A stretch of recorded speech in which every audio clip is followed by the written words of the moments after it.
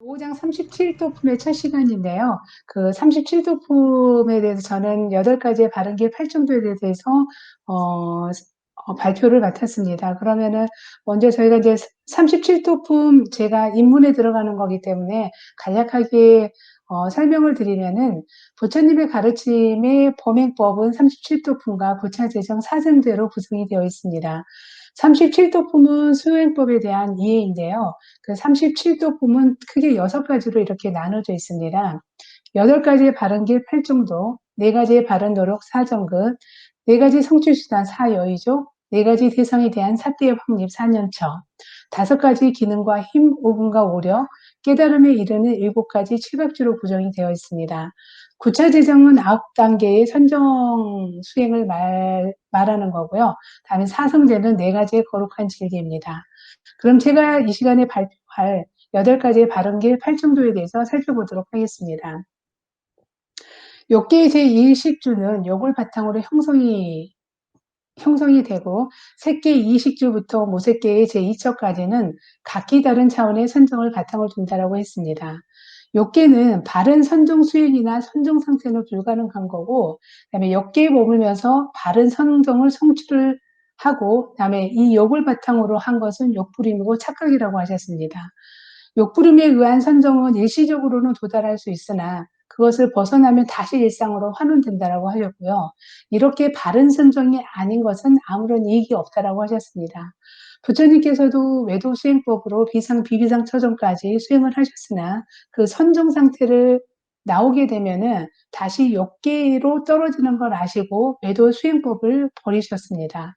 이렇게 선정 수행의 성취는 욕계를 벗어난 후에 가능한데요. 감각적 오욕을 여의지 않고 탐진치를 중장시키고 세속적인 욕망을 욕탐으로 대상을 삼고 기도하고 수행하는 것을 욕부림이라 하는데, 이러한 욕부림을 바탕으로 둔 수행은 바른 범행의 시작에도 미치지 못한다라고 하셨습니다. 즉 바른 범행의 시작이 욕부림을 벗어나는 욕보심으로 나아가는 길이라고 하셨습니다. 그럼 욕계를 벗어나는 길이 있는데 그게 첫째는 중도, 둘째는 이욕, 셋째는 영각이라고 말씀하셨는데요. 여기에 대해서 이 3가지에 대해서 상한 음식의 비유를 하셨습니다. 입에 넣자마자 아는 것을 중도라 하셨고, 위에 들어가서 아는 것이 이욕이다. 또 온몸이 퍼져야 아는 것이 영각이고, 이걸 또 다르게 비유를 하셨는데, 오군으로 취하는 모든 대상들을 상한 음식으로 아는 것이 영각이고, 그다음에 오군을 취하는 자기 자신까지도 상한 음식임을 아는 것은 이욕이요. 이러한 것들을 납득하고 승리하는 일마저 상한 음식임을 자각하는 것이 중도라고 하셨습니다. 영각을 승리하고 그게 이렇게 무명으로 생로병사의 연기고리에서 벗어나지 못함을 알게 되는데요. 이러한 폐해를 이해하고 연기고리를 벗어나야 된다고 하셨습니다. 욕계를 벗어난 데 시작으로 이욕이 직결이 되는데, 욕의 전말과 폐해를 상세하게 이해를 해서 욕을 벗어나는 걸 이욕이라고 했습니다. 이렇게 이욕을 철저하게 하면은 다시는 욕계로 환원되지 않는다라고 하셨고요. 이렇게 인식구조의 전말과 폐해 등을 상세하게 이해하고 착각에 의한 사견을 벗어나는 것이 중도라고 말씀하셨습니다. 영각, 이욕, 중도 이렇게 3가지 방법으로 모두 차례대로 상세하게 배우고 이해하면 마침내 중도를 승인하고 자각한다라고 말씀을 하셨는데요. 중도의 자각은 사견의 여임이고 사견에 여이는 것이 곧 정견이라고 말씀하셨습니다. 이렇게 열반을 향하는 바른 길을 8정도로 하는데요. 저는 이 8정도를 지계의 관점에서의 8정도와 그다음에 중도의 관점에서 8정도로 구분 설명을 한번 해보도록 하겠습니다. 우리가 지계의 관점에서의 8정도는 지계를, 이제 계를 지키는 거, 계를 지키면 선법이고 지키지 않는 거는 불선법이다. 그리고 우리 25가지의 계목을 구법자들은 해서는 안 되는 항목을 분류를 한 게 지계의 관점에서 보는 8정도라면, 중도의 관점에서 8정도는, 중도라는 것은 양극단을 여의는 것이라고 나와 있는데, 우리 수트라에서 공부하고 그다음에 스님의 법문에서는 이게 중도는 양극단이라는 것은 고락주의와 쾌락주의를 얘기하는 양극단이 아니고 사견이 양극단이라고 하셨습니다. 그래서 이 사견은 양극단이라 해서 2개만 있는 것이 아니고 굉장히 많다.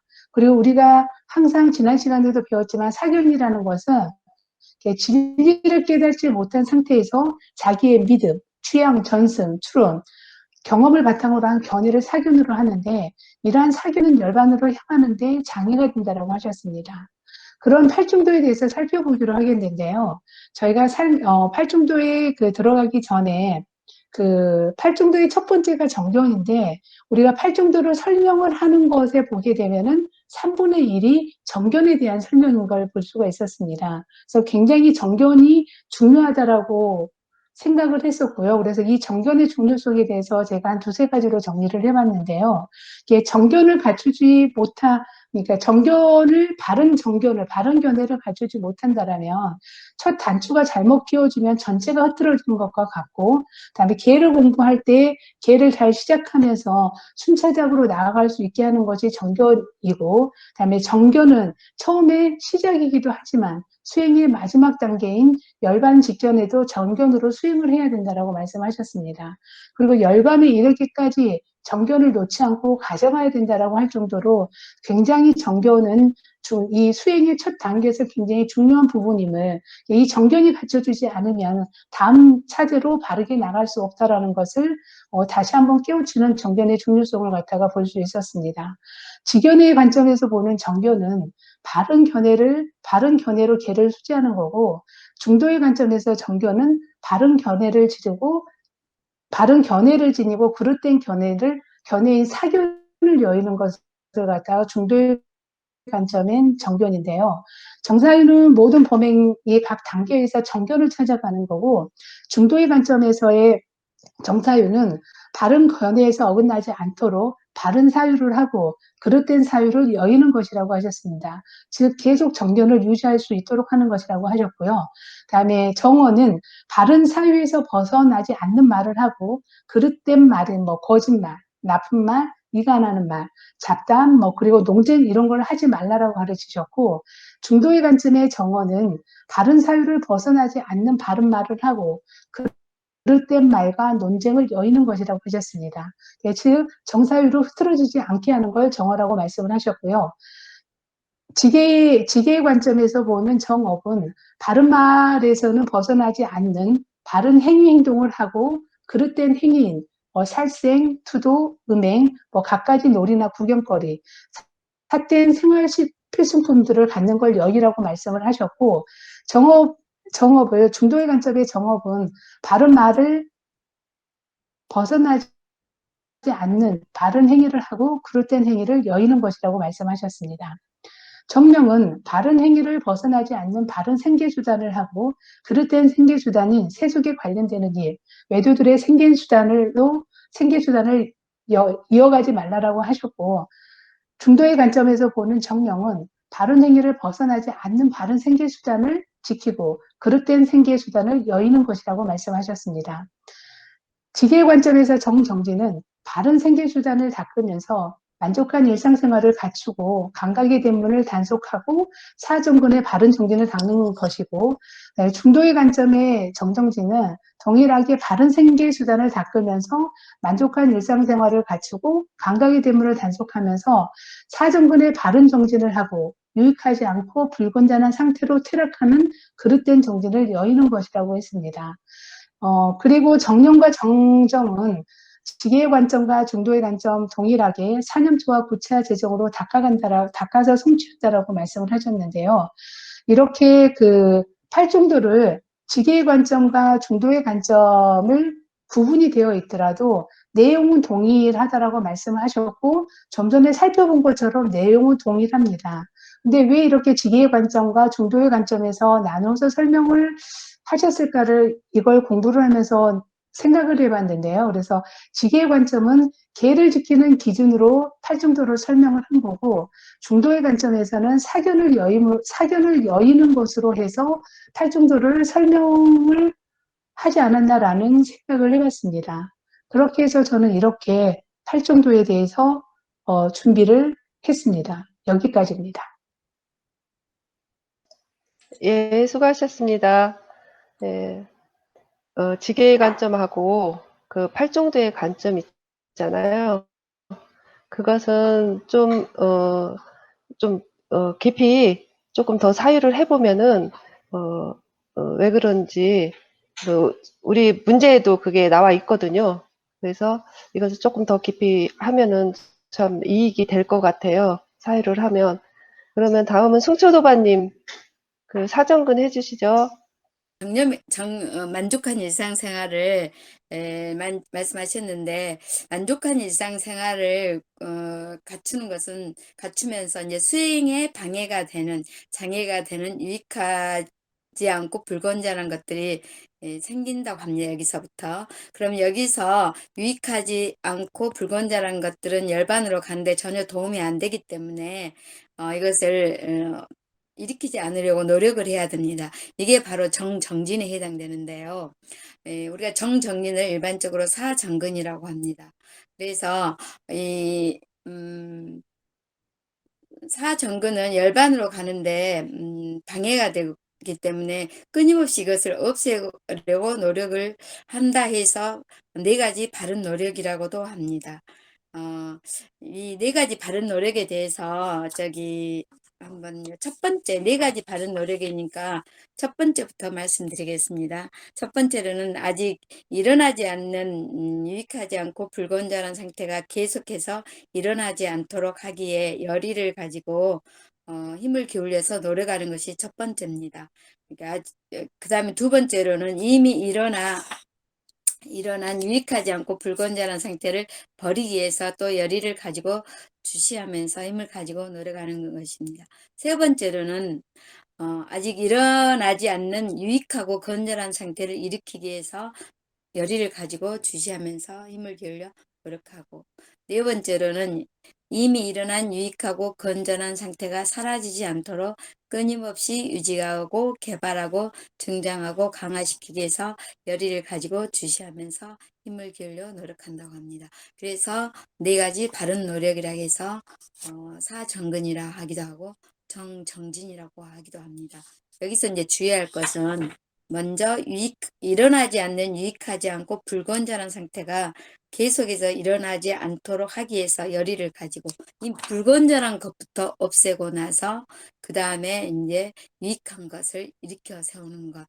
좀 우리가 일반적으로 생각한 거하고 반대가 됐는데, 스님께서 예전에 말씀하시기를 왜 이렇게 유익하지 않는 것부터 먼저 말했냐고 이렇게 언급했을까, 이렇게 누군가 질문을 하셔서 아마 급한 것부터 일단 없애기 위해서 불건전한 것을 없애기 위해서 노력을 해야 됐고, 그 다음에 유익한 것을 나중에 세 번째, 네 번째로 말씀하시지 않았나, 그렇게 했던 생각이 납니다. 그래서 이 네 가지를 없애는데, 이 유익하고 건전한 상태가 무엇이냐 하면 열반으로 가는데 도움이 되는 것이 유익하고 건전한 것들입니다. 반대로 열반으로 가는데 전혀 도움이 안 되는 것은 유익하지 않고 불건전한 상태를 말하는데요. 유익하고 건전한 상태는 현재 지금 그 범행자가 현재 있는 상태에서 마음이 오염이 더 이렇게 된 상태보다 좋아지면, 향상되면 유익하고, 더 나쁜 쪽으로 마음이 오염되거나 그러면은 우리가 불선하게 보면은 이렇게 마음이 오염된 상태가 좀 더 나빠지는 것, 안 좋아진 상태가 되면은 유익하지 않는 상태라고 합니다. 현재를 기준으로 서 향상이 되느냐 안 되느냐를 기준으로 하고 있고요. 그 다음에 이제 우리가 이제 욥기에서는 이미 오욕으로 모든 것이 되어 있는 상태이기 때문에 이미 범행자들에게는 뭐냐면 유익하지 않고 불건전한 상태에 놓여 있다고 합니다. 그래서 유익한 상태를 끊임없이 개발시키려고 노력을 해야 되는 거라고 말씀하시는데요. 이 네 가지 바른 노력을 지속해 나가면 점차 유익하고 건전한 상태가 이제 강화되고 증장돼서, 반면에 이제 반대로 유익하지 않는 상태는 점차 감소하고 소멸돼서 깨달음과 열반으로 나간다고 합니다. 이제 말로는 이렇게 어렵지 않게 설명할 수 있는데, 현재 자기 상태가 유익한가 건전한 상태인가를 또 불건전한 상태가 내가 얼마나 있는가를 잘 살펴보는 그런 것이 좀 필요하고, 그다음에 여기서 이제 제가 궁금한 것이, 우리가 팔정도가 차제로 되어 있다고 했잖아요. 차제가 적용된다면 우리가 이제 정정진을 하는 것은 삿띠를 하기 위한 준비 과정이잖아요. 삿띠, 예, 삿띠를 정념으로 나가기 위한 준비 과정인데, 그러면 딱 삿띠에 가면 정정진이 끝나는 건 아닌 것 같아요. 느낌이 열반으로 가는데 계속해야.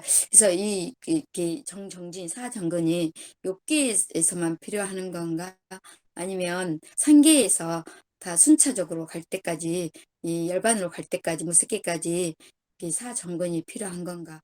근데 제가 보기에는 또 무색계까지 가는 데까지는 사정근이 굳이 필요하지 않은 것 같다는 생각이 들었거든요.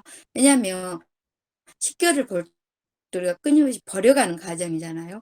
그리고 물론 이제 희락이 발생하기도 하고, 그 초선정에서 이습 버리고 가면서 이제 또 그 더 높은 차원을 발생시키려고 노력을 하는 것일 수도 있겠지만, 이게 색계에서 무색계 가는데 사정근은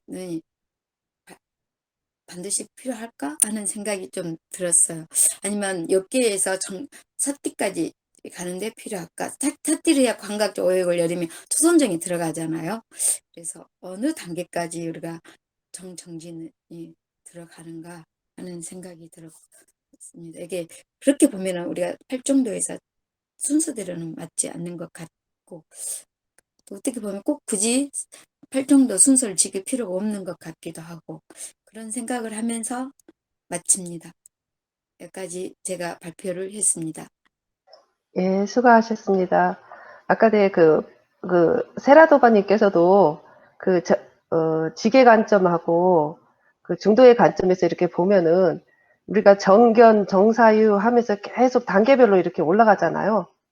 그게 뭐 여기에서만 내가 법을 처득했다고 해도 계속 이렇게 가는 단계별로 계속 정견하면 정사유하면서 거기서 바른 말 이렇게 하면서 계속 따라가거든요. 계속 그 부분이. 그래서 그 부분은 이따가 도바님들께서 좀 이렇게 설명을 좀 같이 토론을 하든지 설명을 해주든지 했으면 좋겠어요. 저는 그렇게 알고 있는데, 예. 그러면 다음은 대정 도바님 타여이족 하겠습니다. 네, 앞에서 또 이렇게 또 문제를 주시네요. 순서로 또 생각을 또 많이 해봐야 되는 것 같아요. 이번에 제가 하는 부분은 그 네 가지 성취수단 사여의족이라 이래서 정리하기는 또 몇 가지 안 되는 것 같은데, 공부한 거는 일주일 내내 이거 하면서 동영상 듣고 이거 펴보고 저거 펴보고 막 이렇게 했는데, 엄청 머리는 아팠어요. 이게 정리가 막 제대로 되지도 안 하고 이쪽 저쪽 이래 돼가지고, 금방 승초도반님 말씀하시듯이 아까 팔정도에 정명단이 그 다음이 정염인가? 정염이 돼가는 거. 정진, 정염, 정정 이래 가니까 정염과 정정을 삿띠의 시작으로 봐야 되는 건지 저도 금방 이렇게 생각이 나서 나중에 다시 한번 말씀 좀 해주십시오. 네 가지 성취수단은 사여의족이라고 해서 이 사정근을 성취해 나갈 수 있는 수단이라고 하여 사여의족이라고 한다. 그러면 사여의족이 네 가지 사정근, 승초도바님이 하신 그 부분들을 좀 더 바르게 성취해 나갈 수 있는 어떤 도와주는 거라 그래야 되겠나, 이게. 사여의족이라고 하면은, 무슨, 여의족. 뭘 못한다는 뜻인 건지 모르겠다. 첫 번째가, 네 가지 성취수단 첫 번째가 일단은 열의가 있어야 돼. 의욕과 열의가 있어야 하나. 사정근으로 나아가는데, 열의를 가지고 가르침을 배우고 이해할 때 좀 열의를 일으켜야만이 우리가 공부를 시작하듯이, 어떤 열의가 없으면 이 공부도 못하는 것 같아요. 열의가 식으면은 뭐 다른 것들도 안 되더라고요. 그 열의가 있어야 되고, 그 다음에 사정근을 의미하는 정진을 말씀하시겠죠. 사정근을 의미하는 것으로서 바로 노력을 기울여 다음 범행의 차제대로 나아가려면은 열심히 노력해야 된다. 이 정진으로서 노력해야 된다는 게 사정근을 의미합니다. 그 마음이란 세 번째 마음은 마음을 좀 기울이고 해서 마음을 또 정화시키고 좋은 방향으로 나아가게끔 개발시켜야 한다고, 거기에 대한 그런 노력을 기울여야만이 차제대로 좀 앞으로 나아갈 수 있지 않느냐, 마음을. 네 번째는 고찰과 검증인데, 가르침을 바르게 이해하려면은 스스로 남이 해주는 게 아니라 스스로 내가 바른 길로 가고 있는지, 이 유익한 건지 불건전한 건지 또뭐 나아가는데 앞으로 가는 건지 뭐 이런 것들에 대한 것을 사유를 계속하고 고찰하고 검증을 해야 된다. 이 스스로 누군가가 해주는 게 아니라 자기 스스로 해야 된다는 것들이, 내가 이 단계가 하나하나씩 올라가면 스스로 안다고 했지 않습니까? 누가 아는 것이 아니라 스스로 아는 것이니까 열의를 가지고 열심히 노력을 해서 자기 마음의 상태를 있는 그대로 알아내서 고찰하고 발전하게끔 이렇게 계속 사유하는 것이 이 사여의족이라고 하셨고요. 그리고 이제 선생님께서 법문하시는데 이렇게 보면 어떤 한 예로서 그런 말씀을 하시더라고요. 뭐 건강한 바른 노력을 하고 있다는 것은 내가 건강하지 않는 사람은 건강하지 않은 이유가 무엇인지 이렇게 잘 살펴보면 그 원인과 이유가 있다고 하셨지 않습니까? 그러면 건강해지려고 하면 그거를 면밀하게 관찰하고 알아내서 건강하게 만들려 하면 뭐 운동을 하든지 뭘 하든지 스스로 찾아내서 열심히 하면 그것보다는 더 나빠지지 않는다. 그러면 내가 나빠진 상태가 어떻다는 것을 아는 순간 이렇게 변화가 온다고 하셨습니다. 알면 우리가 고칠 수가 있잖아요. 모르는 상태에서는 또 잘못되고 있다는 걸 아는 순간은 거기에서부터 바르게 갈 수가 있는데, 그걸 모르면 계속 다른 쪽 방향으로 불건전한 상태로 갈 수 있듯이 이 바르게 아는 게 정말 중요하다는 거. 바르게 알았으면은 열의를 가지고 항상 스스로 점검하고 고찰하고 사유하면서 열반으로 가는데 스스로 점검, 열의, 점검, 열의, 순서가 열의와 열의를 일으키고 정진을 하고 마음을 내서 고찰 검증해 나간다. 이렇게 하면은 바른 방법으로 범행의 차제대로 나아갈 수 있지 않겠나 합니다. 저는 여기까지 사이여의적으로. 그러면 저는 37 도품 중에서 4념처, 그 중에서도 이제 10념처를 발표하도록 하겠습니다. 제가 이제 본격적으로 다들 이제 수행이라는 것을 시작하게 되면 가장 먼저 접근하는 것이 이 4념처 부분일 테고요. 근데 왜 이렇게 저는 어려웠느냐, 그리고 준비해야 될 게 많았느냐, 이렇게 생각을 해봤었거든요. 근데 왜 그럴까 해보니까, 첫째는 범행에 대한 바른 차제에 대해서 잘 몰랐다. 저는 범행에 대한 바른 차제를 제 스스로 생각을 해봤어요. 이렇게 하면은 제가 하지 않았을까? 누가 안 가르쳐 주니까. 처음에 불교를 접했을 때도 이제 참선이라는 걸 할 때. 그러면은 부처님께서 이런 걸 가르쳐 주지 않았을까라는 생각조차도 못 해본 것 같아요, 그때. 그런 것들을 좀 찾아봤으면 좋았을 것 같았었는데, 그런 게 있었고, 그 다음에 둘째는 아직도 여러 가지 수행법이 있다라고 말씀하시는 분들이 계신다. 어떻게 말씀하시냐면은 해탈 열반이 정상인데 그 해탈 열반에 가는 길이 여러 개가 있다. 단지 가는 과정이 좀 다르고 사람마다 좀 다를 수 있고 이게 더 맞을 수 있으니까 이것저것 본인한테 맞는 걸 하되 열심히 해봐라 라고 말하는 거, 그런 분도 계시고, 이제 그렇게 오더라도 4념처를 하더라도 4념처 수행을 하더라도 참 어렵다, 이걸 바르게 이해하기가. 이거는 스님의 동영상, 그리고 이제 수트라가 개정판까지 나오는 그 과정에서 겪었던 이런 부분들이 정말 쉽지 않은 길이다. 그런데 이제 다 나왔잖아요. 개정판까지 나오고, 그 다음에 이제 4념처 동영상을 보셨겠지만 굉장히 각고의 노력 끝에 이렇게 정리가 잘 되었어요. 그래서 이거를 이제 이해만 하면 되는데 이해 자체도 어렵다라는 것이 지금 현실의 지금 처해 있는 저희들의 문제인 것 같기도 합니다. 그래서 이제 이러한 것들이 있다. 그리고 이 사념처. 그래, 이렇게 수승한 가르침은 사념처를 이제 들어가는데, 여기서 보면은 이제 언제까지 사념처 수행을 해야 되냐. 이 신수신법에 대해서 범행이 끝날 때까지, 그리고 이제 사띠만 현전하고 이러한 현전이 잊히지 않을 때까지 사념처 수행을 닦는다라고 했는데, 그러면 어떠한 결과가 나타나느냐. 그러면 여기 보면은 이제 경전에 굉장히 많이 나오는 부분인데, 누구든지 이와 같이 사념처 수행을 하면은 7년을 닦은 사람은 구경의 지혜를 얻는 아라한과나 혹은 추착이 남아있으면 불안가를 얻는다. 딱 7년이라고 되어 있어요. 그리고 점점점 이렇게 줄어들다가 기간이 가장 짧은 게 7일이에요. 참 저는 이거 보고 왜 나는 7일이 안 될까 이런 생각도 해봤는데, 도반님들은 어떻게 생각하는지.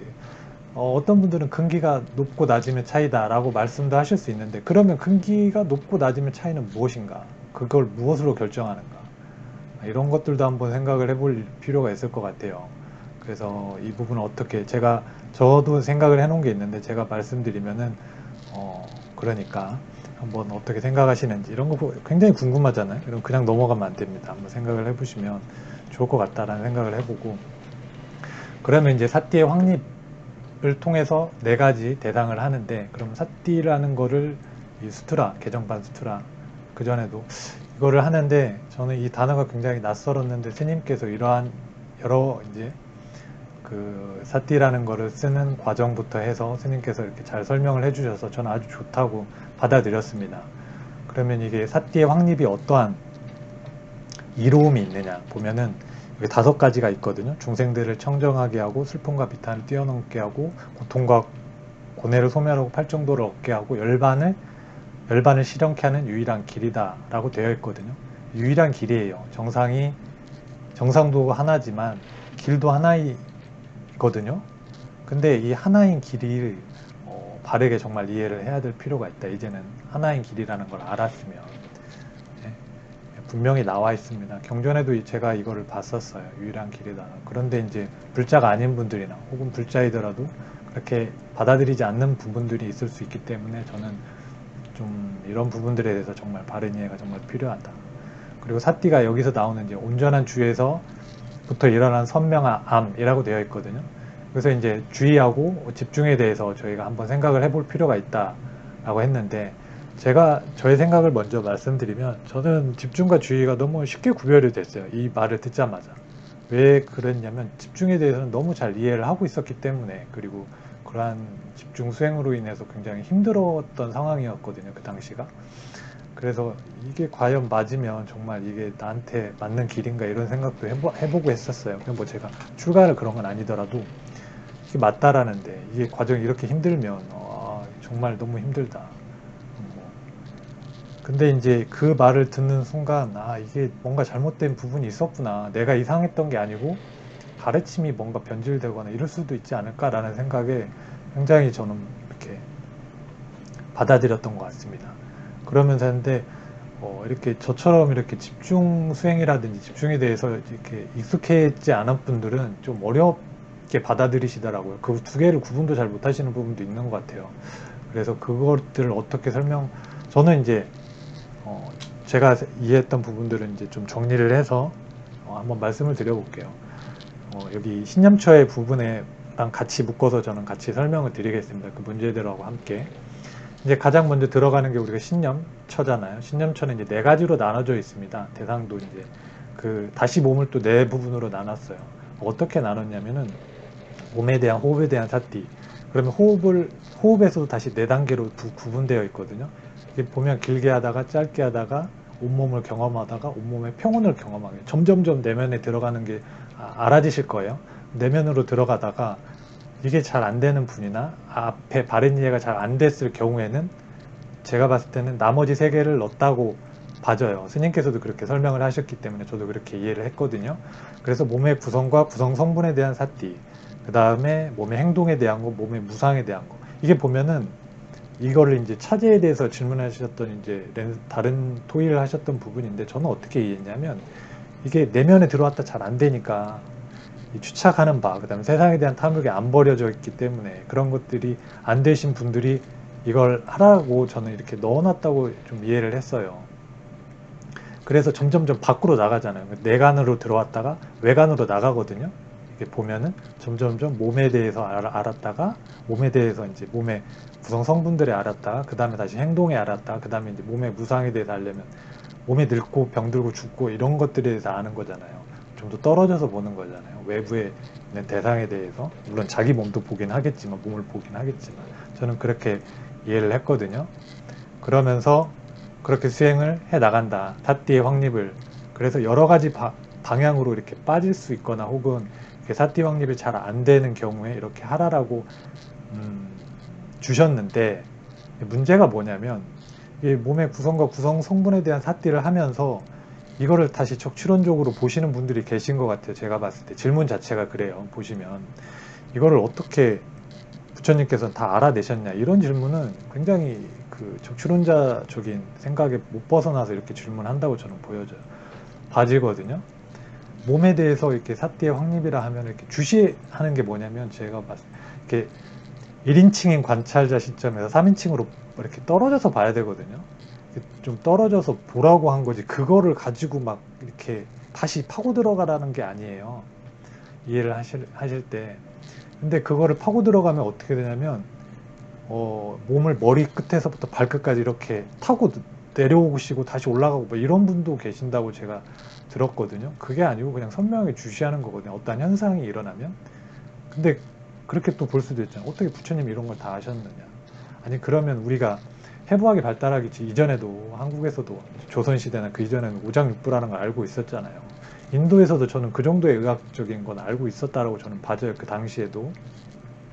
그리고 또 하나는 그 석가모니 부처님께서 무상정등 정각을 이루시고 나서 당연히 몸에 대해 그런 걸 모르셨겠어요. 이제 분명히 아셨겠죠. 그 전에 신통이 생기면 대부분 아셨을 거라고 저는 봐져요. 근데 이제 이렇게 제자들을 위해서 정리를 하면서 이렇게 다 넣어놓은 거라고 봐져요. 왜 그러냐면 몸에 대한 사띠, 그러니까 호흡에 대한 사띠를 하도 선정 수행이 높아지면 점점점 하다가 사마디로 좀 넘어가잖아요. 이렇게 겹치는 부분이 스님께서도 있다고 하셨는데 넘어가면 몸에 대해서 그런 부분이 알아진단 말이에요. 신기한 부분도 생길 수 있다고 저는 봐져요. 그러면 그냥 주시하라는 거예요. 그런 거에 빠지지 말고 주시하고 가르침에 따라서 바른 길로 가라. 그 길을 따라서 그렇게 되어 있는 거지. 그래서 그냥 선명한 사띠만 확립하고 가라는 거거든요. 이제 그런 것들에 대해서 빠지지 말라고 이렇게 해놨는데 그거를 막 굉장히 또 이상하게 해석하시는 분들도 계시는 것 같아요. 그냥 사띠에 확립해라. 그리고 스님도 누누이 말씀하셨지만 그냥 호흡에 대한 사띠를 바르게 앉아서 해라. 그거를 해라라고 하셨고 그리고 이제 몸의 무상에 대한 것도 이 시체라 그랬나? 그걸 이제 하잖아요. 그 경전에도 나오거든. 제가 주석서에 나왔는지 경전에 나왔는지 모르겠는데 분명히 봤는데 그것 때문에 자살하는 제자들이 생겼어요. 아라하니 되지도 못했는데 그 잘못 이해해가지고 몸이 무상하다. 정말 무상한 이 몸을 버리자. 버리니까 어떻게 버려? 자살하는 거예요. 그래가지고 많은 제자들이 이렇게 자살을 하니까 서로 죽이고 막 이러니까 못하게 하고 부처님께서 그 자리에서 못 오게 하고 이제 그 자리에서 이제 선정이 드셔가지고 뭔가를 하셨다라고 이렇게만 저는 봤었던 적이 있거든요. 그래서 사견을 그렇게 부처님께서 가장 비구들한테 뭐라고 했던 이유가 이런 것들 때문에 그러거든요. 정말 말도 안 되는 짓을 해요. 부처님께서 여기 책에도 나오거든요. 고행주의자들을 비판할 때 5가지가 있어요. 그 중에 한 가지가 너희들이 과거에 전생에 너희 몸을 스스로 해했기 때문에 이러한 일이 지금 고행을 하고 있다라고 말씀을 하세요. 아니 부처님께서 외도를 타파하실 때도 그렇게 말씀하셨는데 그 조금만 생각해보면 알 수 있는 부분들을 그렇게 했다라는 거. 그것도 수행하는 석가모니 부처님 옆에서 수행하던 제자들이 그랬다라는 거잖아요.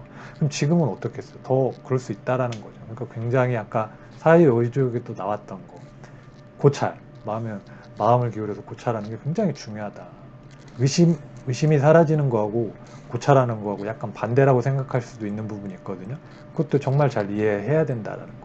그래서 바른 견해와 바른 사유가 정말 중요하다라는 걸 다시 한번 저는 이번에 많이 또 다시 한번 느꼈습니다.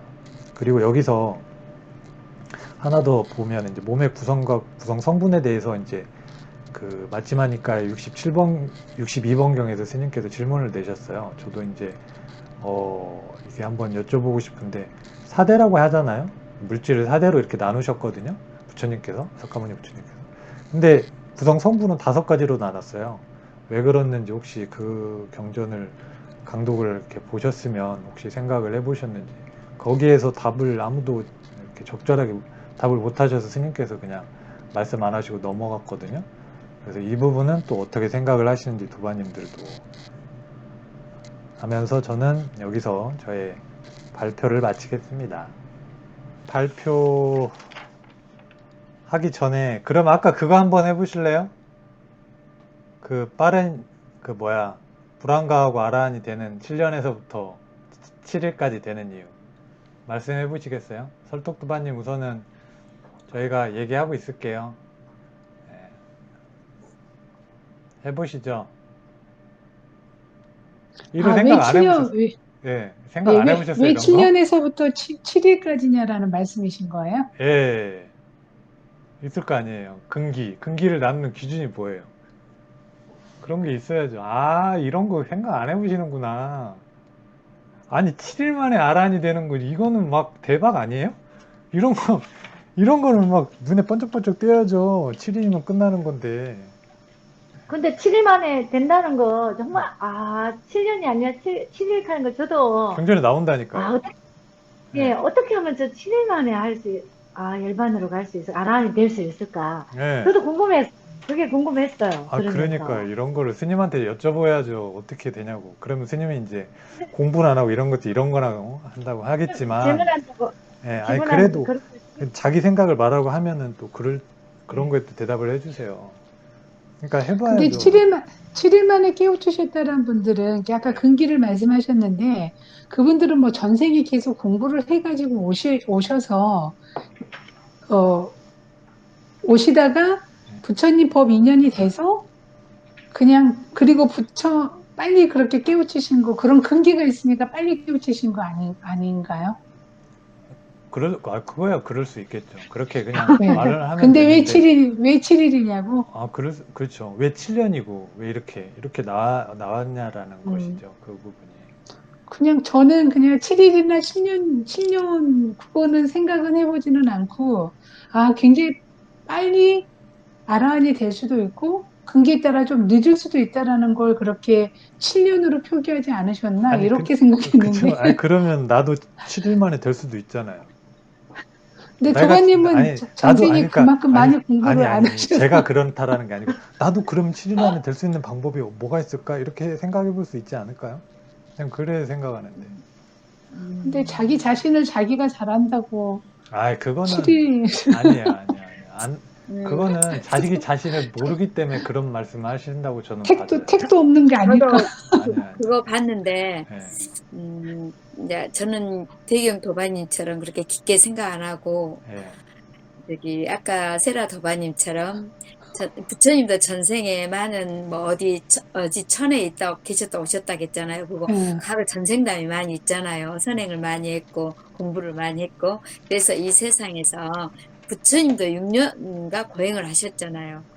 6년 고행 끝에 얻으셨는데, 어떻게 7년 7일 만에 이제 이렇게 하면서, 거기에는 조건이 한 딱 있는데, 제가 생각하는 조건은 정말 훌륭하고 부처님 같이 그 깨달으신 그런 스승이 있었을 때, 그것이 이렇게 수행할 때 스스로 이렇게 아라인이 되는 것은 너무 힘드니까 거기에 도달했다 하면 거기에서 바른 스승이나 정말 훌륭한 스승이 부처님 같은 스승이 계셨을 때 그게 7일만이 이렇게 되지 않을까. 그래서 저는 거기에 정말 스승이 계셔야 된다는 조건이 있거든. 바른 스승, 바른 가르침. 그러지 않고는 이제 힘들다는데, 그러고 이제 본인의 능력, 이제 이해력이라고 우리가 말하면, 좋게 지금 말하면, 본인의 그 어떤 수행에 대한 근기와 또 뭐냐면 이해력이 필요하지만 그것도 저는 전생에 어느 정도 많은 공부가 다 우리가 세뇌돼서 그럴까요? 과거에 불교로부터 세뇌돼가지고 전생하고 전생에 우리 조금 그 절에 가면은 뭐 전생에 무엇을 어째가지고 지금 그렇다고 막 맨날 그러잖아요. 그래서 저로 전생에 탓을 또 하거든요. 전생 탓을. 그래가지고 하면서 전생에 어떤 그런 닦아온 수행 공덕과 그다음에 그런 수행을 닦아내면 아주 현명하고 근기가 좋은 아주 반듯하고 수행하기 딱 좋은 적합한 정신과 몸이 갖춰진 다음에 바른 스승을 만나면 그것이 빨리 그것이 성취를 할 수 있을까라는 생각을 하면서 그냥 가볍게 넘어갔던 것 같아요. 깊게 생각을 해야 되는데 스승이라는 것은 우리 스승 그래도 저기 범일 스님이 계셔서 좀 내 생에 좀 바른 덕을 바르게 이렇게 공부를 하다 보면 다음 생에서 반드시 알아 하니까 그런 것 같더라도 바른 스승을 만났으니 이제 그런 길을 우리가 닦았으니 이제 다음 생에는 정말 공부 이 법을 만나면 바로 감이 와가지고 바로 이것이다. 바로 공부를 해야 되겠다. 뭐 사티도 정말 안 되잖아요. 정말 하다 보면은 스님이 열심히 하다 보면은 다 떨어져 나간다 하니까 다음 생에는 다 떨어져 갖고 되지 않을까 하는 생각을 했습니다. 전생 탓을 많이 해요. 아니, 그 전생에 또 공부했던 적이 있었기 때문에 이렇게 또 지금 저희들이 모여서 공부하고 있지 않겠나. 저는 이렇게 생각하기도 하면서 또 부처님께서도 고행의 시간을 그 6년이라는 시간인가 이렇게 흘러갔지 않습니까? 그러니까 그런데 깨닫는 거는 마지막 7일까지도 가능하다 했으니까 사가모니 부처님께서는 또 스승이 그 스스로 깨달는 기간들이 오랜 기간이 걸렸고 저희들 대경도마님이나 이러면 공부에 어떤 우리가 공부를 하더라도 똑같은 책을 보는데 이렇게 깊이 확 이렇게 들어갈 수 있는 사람들이 있지 않습니까? 그래서 저는 이렇게 봤어요. 그 몸에 대한 우리 애착, 신에 대한 나의 몸에 대한 애착들이 많으니까 이 떨쳐버리는 게 다 쉽지가 않지 않습니까? 이게 쉽게 떨쳐버리고 들어가는 사람들은 뭐 6개월, 3개월, 뭐 이런 뭐 4개월, 3개월, 2개월, 1개월, 반달 혹은 7일 그런 거에 어떤 바른 스승을 만나지 못하고 외도 스승을 만났으면 또 그쪽으로 많이 가는 기간이 또 흘러가는 거고释迦牟니 부처님께서도 그 외도의 스승이라고는 할 수 없지만 그 스승님으로부터 배우고 다시 떠나고 하셔가지고 스스로 깨달았듯이 저희들은 그나마 어떻게 보면 바른 스승을 만났기 때문에 열의를 가지고 이렇게 순서대로만 가르침대로만 가면은 좀 더 시간을 당길 수 있지 않을까 이렇게 저는 좀 생각을 해봤어요. 외도로 빠지지 않고 가르침대로만 내 마음을 일으켜서 열심히 그 노력을 하고 열정을 가지고 노력을 하고 나아간다면 뭐 좀 게으름 부리지 않고 한다면은 하는 수 있지 않을까 저는 이런 생각을 해봤어요. 옆길로 안 빠지면 사견으로 안 빠지고 바른 길로 가고 바른 스승을 만났으니까 저희들은 바른 스승을 만났다는 것만 해도 얼마나 감사하고 이게 저희가 아까 제가 했던 질문 있잖아요. 4년초 수행을 닦되 7년, 그 다음에 점점 해서 7일까지 닦은 사람은 두 가지 중에 하나의 결과를 기대할 수 있다. 아라한 혹은 추착이 남아있으면 불황과. 근데 이제 그 기간이 왜 그렇게 되는지 혹시 생각을 해보셨냐고 다른 도반님들은 말씀을 해주셨어요. 그러니까 제가 말씀을 기간이, 드리고, 예, 아, 제가 말씀드리고 이제 설독도반님이 말씀해 주신 다음에 설독도반님 거 발표를 이렇게 넘어가시죠. 그래. 예, 제가 먼저 할게요.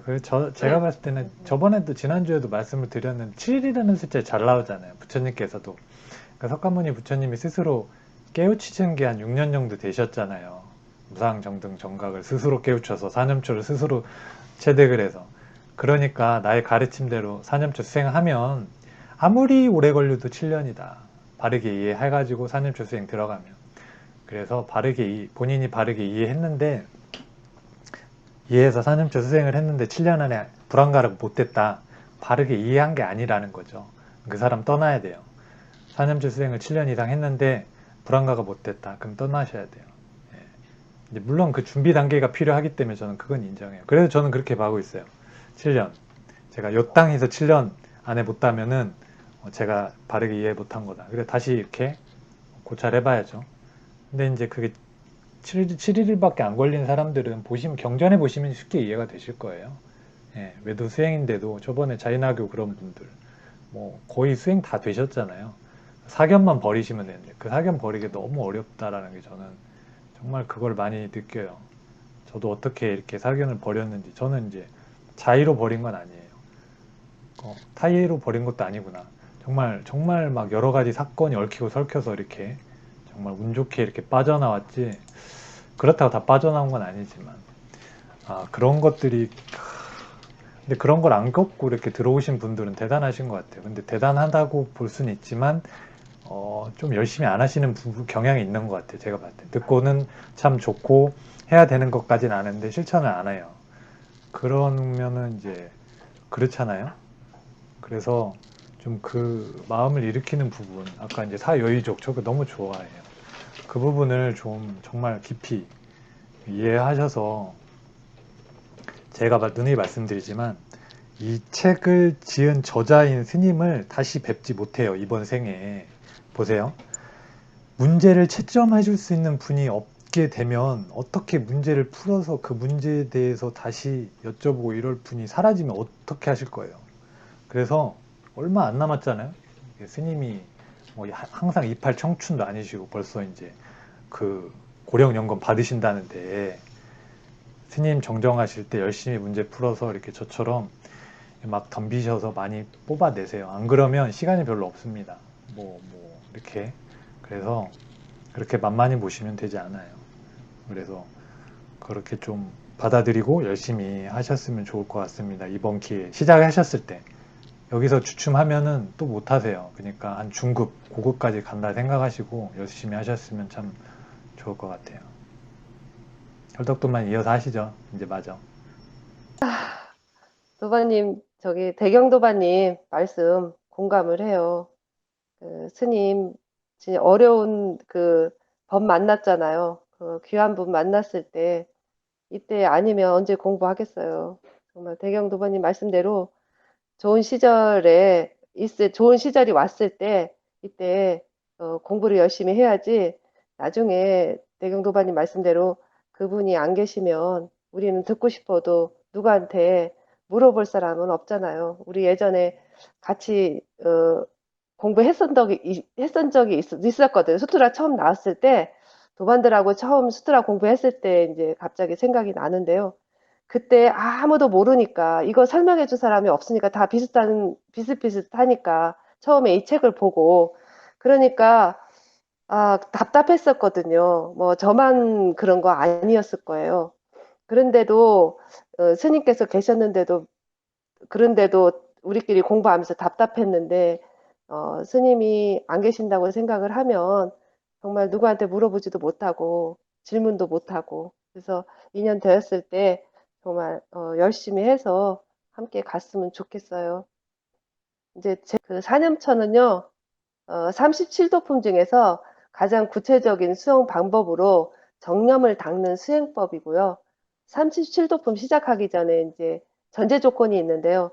우리가 그 제8장 지켜야 할 것들에서 범행의 차제 보시면 그 18단계 있잖아요. 바른 스승을 만나서 바른 학습 방법으로 해서 감각의 대문 단속까지 여기까지는 와 있어야지 정념 수행을 시작할 수 있습니다. 그래서 4년차 정념 수행은 바른 정진으로 정념을 놓치지 않고 사띠를 확립하는 것인데요. 이때 4년차 수행에 장애가 되는 그 오개를 버려야 합니다. 그 4년차 수행에 진행하는 방법은 두 가지가 있는데요. 세란도바님께서 아까 지게로 가는 방법하고 중도로 들어가는 방법이 있다. 예, 두 가지가 있습니다. 그리고 사띠의 바른 이해인데요. 대경도바님이 사띠의 바른 이해에 대해서 상세하게 이렇게 설명해 줬어요. 사띠는 그 열반을 실현시키는 유일한 길이래요. 그리고 사띠의 의미는 온전한 주의로부터 일어나는 선명한 알미고요. 여기서 스님도 굉장히 강조했지만 주의력과 집중력의 차이를 바르게 이해를 해야지만은 그 십념처 수행에서 벗어나서 수념처로 들어갈 수 있는 것 같아요. 그래서 바른 이해가 굉장히 중요한 것 같아요. 그리고 사띠 확립을 위한 노력은요, 온전한 주의를 깊이 기울여 마음이 깨어있는 상태를 지속적으로 유지하면서 지금 여기에서 일어나고 있는 현상들을 그냥 있는 그대로 관찰해서 선명하게 알아차려 그 대상을 장악하고 사띠가 일어나 확립하는 과정에서 그 어떠한 마음의 기능도 일어나지 않도록 마음을 이렇게 보호해야 된다고 합니다. 아까 신념처 수행은 대경 도반님께서 하셔서 저는 수념처, 심념처, 법념처를 하겠습니다. 먼저 수념처 시행인데요. 수념처는 호흡을 통한 느낌을 대상으로 사티를 닦으면서 희락과 평정인 상태에서 범행을 진행하게 됩니다. 조건은 그 몸에 대한 탐욕과 싫어함을 버리고 체온하게 지내는 거고요. 방법은 그 세속적인 비세속적인 고락, 불고, 불락을 내수관, 외수관, 내외수관으로 그 느낌을 선명하게 알아차려가지고 새께 그 사선정을 닦아 나가는 것입니다. 그리고 초선정에서는 오욕을 여임으로써 생긴 이생 희락을 대상으로 선정을 닦을 때 그때 강한 기쁨이 이렇게 생겨난다고 합니다. 이선정에서는 내면의 색상을 여이면 마음이 단일함으로써 발생하는 정생 희락을 대상으로 선정을 닦을 때는 강한 즐거움이 일어나고요. 삼선정에서는 희욕을 여임으로 미묘한 느낌들이 있는 이 묘락을 대상으로 선정을 닦을 때는 미세한 즐거움이 일어난다고 합니다. 그리고 사선정에서는 고락을 완전히 여의는 강한 평정 상태인 사념 청정지에서 그 우백화라고 불고 불락 상태가 됩니다. 그래서 욕과 술을 여임으로써 출입식 정멸과 심해탈이 일어난대요. 그래서 결과는 몸에 얽힌 기억과 생각이 모두 사라진다고 합니다. 그러면 십념처인데요. 십념처는 마음의 대상으로 사티를 닦으면서 강한 평정인 상태에서 범행을 진행하게 되는데요. 조건은 느낌에 대한 희우와 고락을 버리고 초연하게 지내는 거고요. 방법은 강한 평정과 지극한 고요한 마음을 내신간, 외신간, 내외신간으로 선명하게 알아차려서 무색계 사선정을 닦는다고 합니다.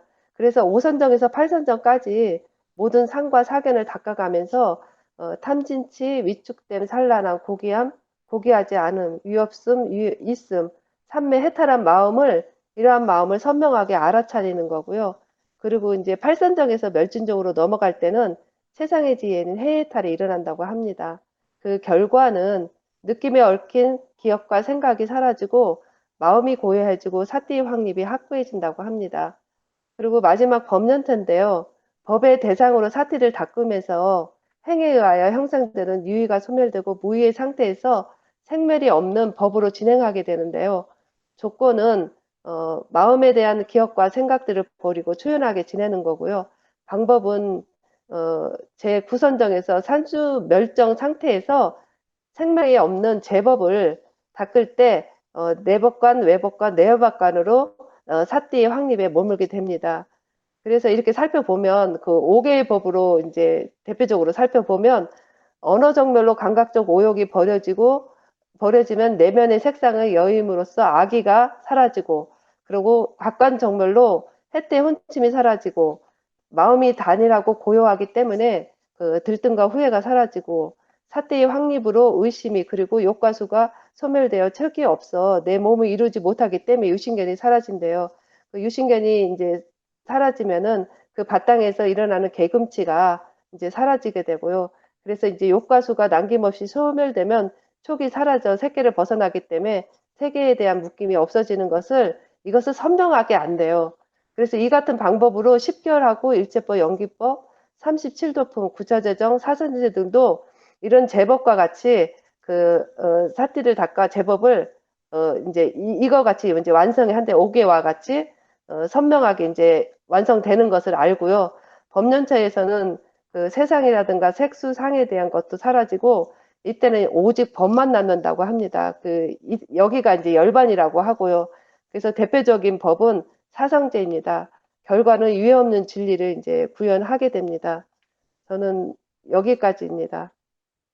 네, 수고하셨습니다. 예, 고생하셨네요. 그러면 바로 이어서 그거 할까요? 토론할까요? 아까 대경 도반님께서 왜 7일일까? 근기 차일까? 이거 말씀하셨잖아요. 근데 여기에 이 1번에 토론할 내용에 어느 정도 이렇게 조금 언급이 되어 있는 것 같아요. 그래서 이 부분을 도반님들이 토론하고 제가 그 부분까지 한번 정리를 해서 말씀을 드리는 걸로 하겠습니다. 그러면은 세라 도반님이 먼저 하실래요? 네. 저희 네, 그 빚 없는 분이시여 예, 이 의미에 대해서 설명해 보라는 그거 예, 말씀이신 거죠? 예. 저는 여기 맞지마니까 26번하고 다음에 124경을 읽어봤거든요. 그래서 이게 실제 빚 없는 분이라는 걸 그 경을 읽기 전에는 우리가 세속에서 짓는 그 빚 있잖아요. 저는 사실 그렇게 생각을 했거든요. 이렇게, 그런 부채가 전혀 없는? 뭐 이런 개념으로 생각을 했었는데, 이제 그 경을 읽어보니까, 26번 경에서 이제 천신이 부처님께 이게 법을 설하라고 하면서 이제 빚 없는 분이시여라는 그 문구가 나오더라고요. 그래, 거기 하고, 다음에 124경은 마지막이니까야 124번은 박굴나경인데, 그래서 이 빚 없는 분이 어떤 분일까라는 걸 갖다가 사실, 좀 개념이 서지가 않았는데, 박굴나경에서 거기 주석서에 보니까, 오염원이 없는, 오염원이 없는 것을 빚을 빚을 여인 사람, 이렇게 주석서에 나와 있더라고요. 그래서, 이게 빚 없는 분이, 그러면은 정말 우리가 이때까지 이제 제 기준으로 보면은, 감각적 욕망, 이런 것들이 전혀, 불선법, 이런 것들이 전혀 없이 부처님처럼 깨우치시고, 열반에 이르시고, 아라한의 경지에 이루신 분들을 빚 없는 분이라고 저는 그렇게 이해를 했거든요. 네. 바른 이해인지는 모르겠습니다는 여기까지밖에 이해를 못했습니다. 예, 수고하셨습니다. 다음은 승초도바님. 세라도바님, 앞전에 안 계셨을 때 잠깐 이 문제가 언급이 됐거든요. 그때 이제 빚 없는 빚이 그 당시에는 굉장히 큰 거라고 언뜻 들었던 기억이 그것만 생각이 나더라고. 근데 설득도바님께서 이걸 감각적 욕망과 결부시켜서 이야기해갖고 이제 멘붕이 왔었거든요. 잠시 멘붕이 왔는데, 처음에 이제 빚 없는 분 할 때 26경 거기 맞지만 니까야 26경을 보고 윤회를 끊고 그 마음의 오염원을 다 청산하고 윤회를 끊고 최상의 지혜를 얻는 분을 말하는 것이 아닌가 생각이 들었는데 자꾸 감각적 욕망이 이렇게 와 닿더라고요. 말씀해 주신 것이. 그래서 이제 제가 조금 더 생각을 해본 결론은 또 내가 들었던 빚 없는 분이 아침마다 우리가 니까의 독성에 보면 영웅이시여 뭐 빚 없는 분이시여 계속 읽었던 생각이 난 거예요. 그래서 그걸 다시 이렇게 독성기를 봤거든요. 그랬더니 빚 없는 분이 나오시더라고요. 그래서 좀 더 이제 생각을 해봤는데 아까 세라 도마니 말하는 것처럼 감각적 욕망은 마음의 오염원이잖아요. 이게 불선법이라든가 이런 5개 중에 속하는 이 감각적 욕망을 떨쳐내면은 바로 초선정이잖아요. 초선정에 들어가게 되면 우리가 성자라 가잖아요. 그래서 감각적 욕망을 떨쳐내는 분이 욕계를 벗어난 분이어서 그 당시에 브라만들은 욕계를 벗어나서 초선정에 이르면 이분들을 성자라 칭하셔서 이제 이게 공양을 받으실 분, 우리 은공이라고 보통 그러는데 제가 또 어디서 잘못 들었나? 하지만 우리가 성자의 반열에 오르면 공양을 받을 자격이 충분하다고 제가 들은 기억이 나거든요. 그래서 그러면 욕기를 벗어나서 성자와 반열에 올라서 공양을 받으신 분만이 빛을 청산한 분, 이 세상에서 윤회를 거듭하지 않는 그런 길로 나아가셨으니 빛이 없는 분이 아닐까. 그래서 그 당시에 이렇게 욕계를 벗어난 분을 천신이라고 그랬잖아요. 또 천신은 욕계천상이잖아요. 그래서 천신의 세계를 벗어났기 때문에 감각경말 벗어나서 천신의 세계를 벗어났기 때문에 이분은 공양을 받으실 만하고 그 다음에 성자의 반열에 알았고 그렇기 때문에 빛이 없는 분이 아닌가 해서 빛 없는 분이셔 이렇게 그 하신 독성 그렇게 할 거라고 제가 독서집을 보면서 갑자기 그런 생각이 빛 없는 분이시여 또 영웅이시여 뭐 이렇게 할 때 대상의 뭐 주인이시여 이렇게 하신 거 보면은 그렇게 기준을 막 열반 윤회를 완전히 끝 아라한까지는 간 것은 아니지 않을까 하는 생각을 했습니다. 여기까지 사유했습니다. 그 다음에 예, 예, 그거, 맞는지는 예치니까, 모르겠어요. 아, 저는 그 좀 빛없는 분이시여야 의한 그 설명을 좀 해보려고 그 마지막 26하고 마지막 124를 두 번이나 봤는데도 잘 이해가 잘 안 돼요.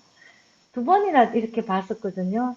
그 빛없는 분 이러면 감각적 욕망을 떨쳐버리고 해로운 법들을 떨쳐버린 뒤 초선정에 들고 열반까지 가셨다. 이러면 아라한 되신 분들인데 그래 아라한이 되신 분들은 빛이 없는 분이라고 칭하는 것은 이해는 가는데 또 여기에 보면 그 오염원이라는 빛을 가진 자라는 뜻이다. 이러면서 지역 주민들이 주는 공양을 먹었다는 것은 믿음으로 베푸는 공양을 먹었다는 말이다.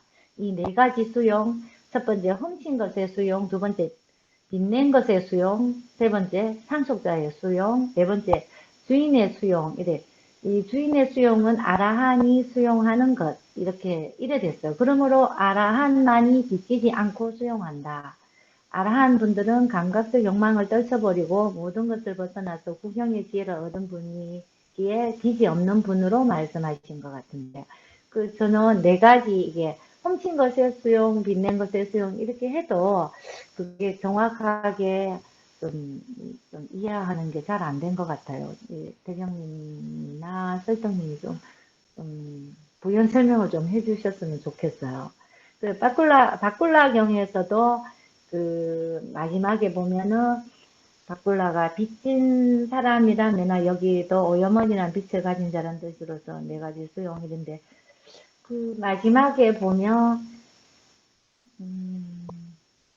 그 내용을 쭉 이렇게 보셨으면은 7일 만에 그분은 바꿀라경에서 이분은 7일 만에 7일 동안만 범부를 지내다가 아라한가를 얻었다. 이래 나왔거든요. 그래, 8일째 되는 날에 구경의 지혜가 일어났다. 이러면서 7일간만 범부로 지낼 때만 지역 주민들이 주는 공양물을 먹었고, 그 8일째는 구경의 지혜를 얻었기 때문에 그 빛없는 비치지 않고 아라한만이 수용한다는 이 네 가지를 비치지 않고 수용한다. 이래 있는데 저는 이해가 잘 안 갔습니다. 대경님 좀 설명을 좀 해주십시오. 뭐 감각적 욕망을 떨쳐버린 거는 빛없는 것이라는 것은 좀 이해는 가는데 그 네 가지 수용에 대한 것들을 부연 설명해 주죠. 예, 저는 이거 보고 좀 충격을 받았어, 사실. 저는 이것을 공부하면서 충격을 좀 많이 받았어요. 그래서 특히 출가자들한테는 경종을 울리는 내용이에요, 이게. 지금 출가자들한테 굉장히, 다시 한번 출가자들은 특히, 생각을 해봐야 되는 문제다, 이런 생각이 들었어요, 저는. 그래서 경전에 빛 없는 분이시라는 의미에 대해 설명해 보세요. 이렇게 했잖아요. 저는 특히 맞지마니까요. 124경을 보고 주석서를 보고 좀 놀랬어요. 저는 뒷가니까 2번경 사문가경에서 그렇게 나와요. 대왕이여 그와 마찬가지로 자신에게 5가지 장애가 대거되지 못한 것을 관찰할 때 비구는 스스로 빚진 사람, 여기 빚진 사람 감각적 욕망을 얘기를 하고요. 그 병든 사람, 아기, 그리고 감옥에 갇힌 사람, 해태 혼침을 얘기하고요. 노예라고 하면 들뜸 후에 사막을 걷는 사람, 의심으로 여깁니다. 그러나 자신에게서 이들 5가지 장애가 제거되었음을 관찰할 때 비구는 스스로를 빚에서 벗어난 사람, 병을 쾌유한 사람, 감옥의 굴레에서 벗어난 사람, 자유인, 그리고 안전한 곳에 다다른 사람으로 여깁니다.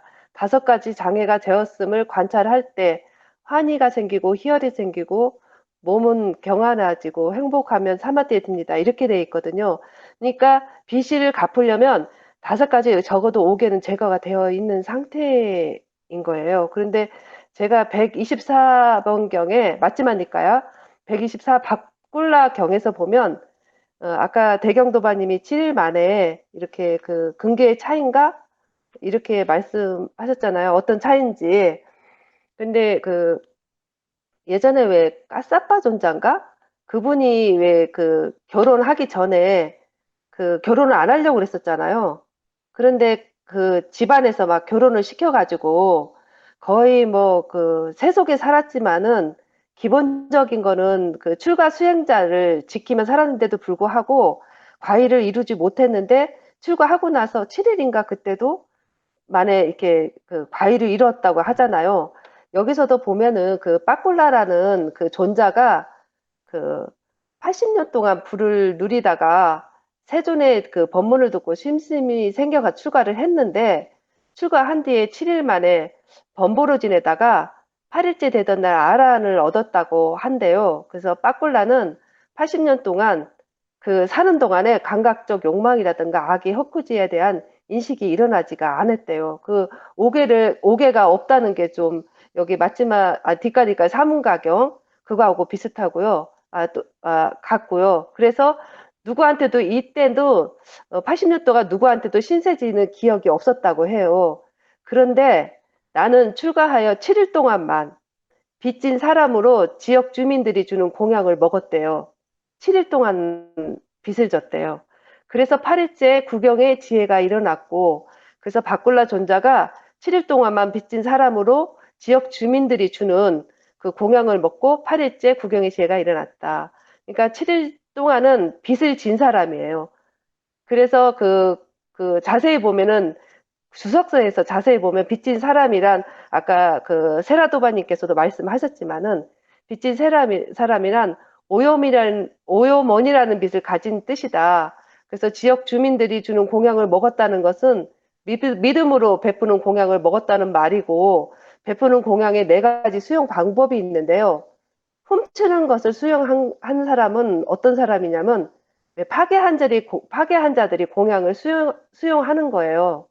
파괴한 자들이라고 하는 것은 출가를 했다가 다시 제가자로 돌아간 거예요. 이런 사람이 공양을 그럼에도 불구하고 자기가 공양을 수용을 한 거예요.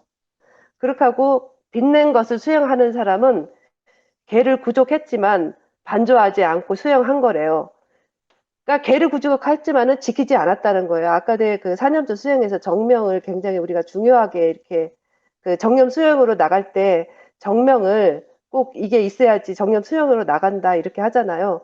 근데 여기서 보면은 개를 구족하였지만은 반조하지 않고 그냥 탁발만 수행을 한 거예요. 지키지 않았다라는 거예요. 그렇게 하고 상속자의 수용은 7가지 유학들이 수용한 것인데요. 아직 공부를 해야 되는 유학들이에요. 이분들은 어떤 과일은 성취했나 이 부분은 조금 제가 좀 사유가 조금 안 됐고요.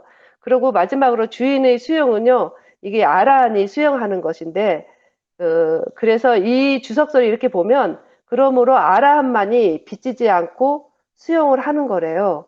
아라한만이 빚지지 않는 사람이고 그래서 장로는 범보로 있을 때 자신이 빚낸 것을 수용으로 공양을 먹었기 때문에 이렇게 말한 것이래요. 그런데 이제 8일째 되던 날에 이제 지혜가 생겼기 때문에 빚이 이제 없는 거죠. 그래서 근데 바꿀라 존자가 저는 이 부분이 조금 재미있었는데요. 비구 승가 가운데서 앉아서 반열반에 이렇게 들었다는 것으로 바꿀라 존자는 살아서도 내 자신이 한 번도 다른 사람에게 짐이 되지 않았고 열반을 든 뒤에도 내 몸이 다른 비구들에게 짐이 되어서는 안 된다고 생각해서 이게 불의 요소로 대상으로 참매에 들어서 열반을 들었다고 해요. 그래서 뭐 몸에서는 불이 타올랐고 피부와 피부와 살과 피는 마치 버터기름처럼 타면서 소멸되었대요. 거기에서는 뭐 제스민 꽃봉오리가 닮은 살이만 남았다 이렇게 돼 있거든요. 그래서 빚을 안 지신 분은 유일하게 아라한이 돼야지 빚을 다 갚는 것이 되고요. 욕계에서 빚은 다 졌잖아요. 그 스님께서 얘기하셨잖아요. 부모님한테 빚이 있고 친구, 동료, 하물며 뭐 나무, 태양, 구름, 땅한테도 다 빚이 지고 있대요. 그래서 욕계에서는 뭐 그런 제가자들한테 언급을 하는 게 아니고 이 부분에서는 출가자들한테 그 언급을 이렇게 해서 그 주석서에 보면은 그런 뭐 파괴승들이 그 공양을 받는 거라든가 뭐 개를 구족하지 않았는데 뭐 이런 부분에 대해서 저는 조금 더 이렇게 놀랐고 스님들께서 출가하신 분들께서 이 부분을 보면서 굉장히 마음속으로 아마 양심과 수치심 우리 배웠잖아요. 그 부분에 대해서 이렇게 심각하게 생각하지 않을까 이런 생각이 들었고 그리고 이제 출가를 하는 게 이게 만만치 않구나. 그 아까 대경 도반님께서도 말씀하셨지만은 현실적으로 이걸 이렇게 환경 여건이 출가자들이 이렇게 탁발을 하면서 이거를 아라한과를 성취해야 되는데 그 현생에서는 그 조건이 안 된다. 그렇기 때문에 출가자들도 참 스님을 비롯해서 참 어렵겠다. 그래서 이 생에서 대경도바님이 말씀하셨지만 이제 출가자들이 출가를 하고 싶어도 이게 안 따라주는 거예요. 제가자로 있거나 출가자라 있거나 이런 정명을 지켜야 되는데 정명이 지키지 않는 부분에서 아마 힘들지 않을까. 그래서 출가에 대한 그런 것도 이렇게 생각이 조금 해지게 되었어요. 저는. 네, 이상입니다. 네, 예, 저는 잘 들었는데 네, 이게 네, 제가 듣기로는 모든 도바님들이 다 이렇게 잘 말씀을 해주셨는데 이게 제가 느끼기에는 본인 스스로 그것을 자기가 말한 것이 맞는지 틀리는지 이렇게 그 납득될 때까지 공부를 하시면 참 좋은데 답들은 제가 봤을 땐 굉장히 다들 훌륭하시거든요. 근데 정말 그거를 자기 걸로 확실하게 정말 이게 맞다라 진짜 선법계를 어기면 난 무조건 지옥 간다 이런 식으로 이렇게 딱 못이 박히셔야 되는데 이제 한 예로 빚이라는 거에 대해서도 이게 빚이라 이렇게 딱 집어야 되는데 핀셋처럼 딱 집어서 그러면 참 좋은데 좀 다 오셔가지고 거기서 주춤주춤 하시는 것 같아요. 근데 뭐 누가 설명하거나 이미 다 알고 계세요. 근데 그거를 자기화 시키는 게 조금 어려운 부분이 있지 않나? 그런 것 같습니다. 제 생각에. 제 생각은 여기서 이제 조금 더 제가 말씀 안 하신 부분 중에 제가 했던 부분은 그 빚이라는 게 이게 제가자 입장으로 보면은 그거를 제가자들이 이해를 해야지 출가자들에게 어떻게 하면 빚 없이 빨리 나아가게 만들어 주는지 이런 걸 좀 알아야 될 것 같다는 생각을 또 한쪽으로는 해보고 그게 이제 우리는 그분들에게 공양 올리면 선업을 짓잖아요. 근데 그게 다 빚이에요. 아라한이 아니신 분들은. 근데 제가 생각하기에는 또 아까 설떡도바님이 말씀하신 빚 없는 분이 이제 빚이라는 게 이제 오개를 빗대어서 빚이라고 하잖아요. 그러면 이제 감각적 욕망부터 떨어지기 시작하면 빚이 사라지는 거예요. 제가 봤을 때는. 그러면 성자의 반위에 올라가고 아까 승초도바님이 말씀하셨지만 그러면 공양받을 수 있는 자격 요건이 된다라고 승가에서는 예전에 이제 사상 8배 성자니까 이렇게 되는 거잖아요. 출가자로서의 이제 기본이 다 갖춰졌잖아요. 그게 이제 열반이 7번 윤회하는 이것 차이지만 열반에 갈 수 있잖아요. 확실하게 부처님이 말씀하셨기 때문에 그러면 당연히 저는 그런 분들은 당연히 공양받아 마땅하다고 생각해요. 아라한이 아직 아니시더라도 시간은 필요하잖아요. 아라한까지 가시는 그 기간에 그러면 어떻게 해요? 그 식사를 하셔야지. 그래야지 아라한과를 증득해야 됩니까? 그러니까 업이 사라지는 단계가 우리가 범행을 하면 업이 사라지는 단계가 초선이잖아요. 그 업을 빚으로 보면 되지 않을까 저는 그래 생각을 해봤어요. 예. 나머지는 다른 부분들은 다 이미 다 이 말씀을 해주셨기 때문에 그러니까 스스로 이거를 진짜 너무 선명하게 이해를 해주셨으면 좋을 것 같아요. 이런 것들에 대해서 본인의 관점, 그다음에 출가자들의 관점으로 양쪽 다. 그리고 출가자들이 못하는 거는 뭐 어떻게 할 수 없는 부분이잖아요. 그런 부분들을 제가자들이 잘 이해해서 나아갈 수 있도록 도움을 줘야 되는 부분이 분명히 있어요. 그러니까 그런 거 있잖아요. 스님들이 직접 나서서 말하기에 뭐 하는 거는 제가자가 눈치껏 빨리 나서서 해결을 해줘야 된다. 저는 요즘에 그런 걸 좀 많이 느껴요. 그래서 그렇게 해야 될 것 같다라는 생각을 해봅니다. 그리고 저는 2번하고 3번은 이미 아까 제 신념차 하면서 다 설명을 드려서 그냥 하시면 될 것 같은데요. 저 따라서 질문이 있는데, 네네. 대경도바님께서 좀 전에 그 뭐지, 빚이 업이라고 말씀하셨는데, 네. 빚이 그러니까 업인 저는 거예요, 그럼? 그러니까 빚이 그러니까 어떻게 보면 그 제가자들은 아직 이제 과일을 못 이룬 출가자들한테 공양을 올리게 되면 선업을 우리는 짓는데 그 선업이 출가자 입장으로서는 빚이잖아요, 약간. 그러니까 음, 그런 공약물들이 네 가지 공약물들이 빚으로 이렇게 표현이 되잖아요. 그렇게 되어 음, 있어요, 거기 그 경전에도 보면 그걸 이제 빚으로 보신 거거든요. 그러니까 음, 빚이라는 단어가 여러 가지로 쓰였어요. 여러 가지 비유로 설명을 했거든요. 제가 봤을 때는 세 가지 정도 아까 나머지 분들은 설명을 해주셨기 때문에 그래서 하나를 이제 꼬집어서 말씀드리면 그렇게 빚을 그 제가자들이 올린 선업에 대한 것을 받고 나서 과이 아까 이제 보시에 대해서 말씀하셨는데 그 그러니까 과이를 높여주면 출가자가 과이가 높으면 높을수록 제가자들한테 돌아오는 그 공덕이 더 크거든요. 그 공덕을 크게 해주려면 그것 때문에 수행하는 건 아니지만 아직 그만한 공덕을 제가자들한테 그러니까 제가자들한테 돌아가지 못하게 된다. 이런 것도 이제 빚이잖아요. 그렇게 보면. 그래서 저는 그런 음, 의미에서 그러한 빚도 있다라고 말씀드린 거고 나머지 부분들은 다 이제 이미 말씀을 해주셔서 음, 말씀 안 하신 부분들 제가 한번 말씀을 드려봤어요. 그렇게도 네. 생각을 해볼 수 있지 않나. 그래서 집중과 주의 이건 어떻게들 생각을 해보셨어요? 음.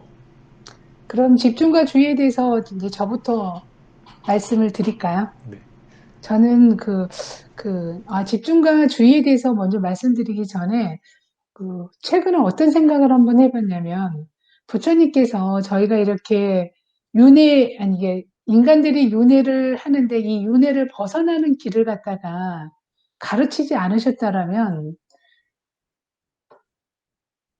그 살아가는 삶들을 이렇게 보면서 조금 끔찍하다라는 생각이 든 거예요. 그래서 그 생각과 동시에 부처님께서 우리가 이 인간 세상에 다시 돌아오지 않는 법들을 가르쳐 주신 거에 대해서 정말 다시 한번 감사하다라는 걸 조금 제가 요 며칠 조금 깨우치는 그런 시간이 되어서 아까 대경 도반님께서 말씀하신 것처럼 사실 열심히 해야 되는데 아직 방일하게 하고 있어서 제 자신을 반성하긴 하지만 오늘 이제 여러 가지 말씀을 해주셔서 다시 한번 공부를 좀 더 열심히 해야겠다라는 생각을 한번 해봤고요.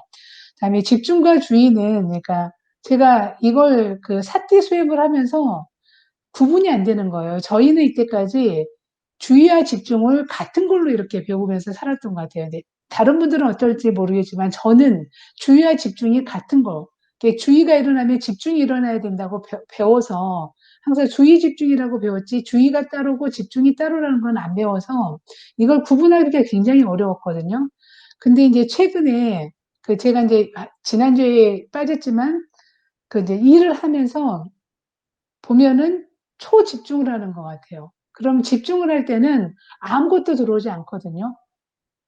정말 이 법도 다 잊어버리고 온리 일에만 집중을 하더라고요. 제가 보니까.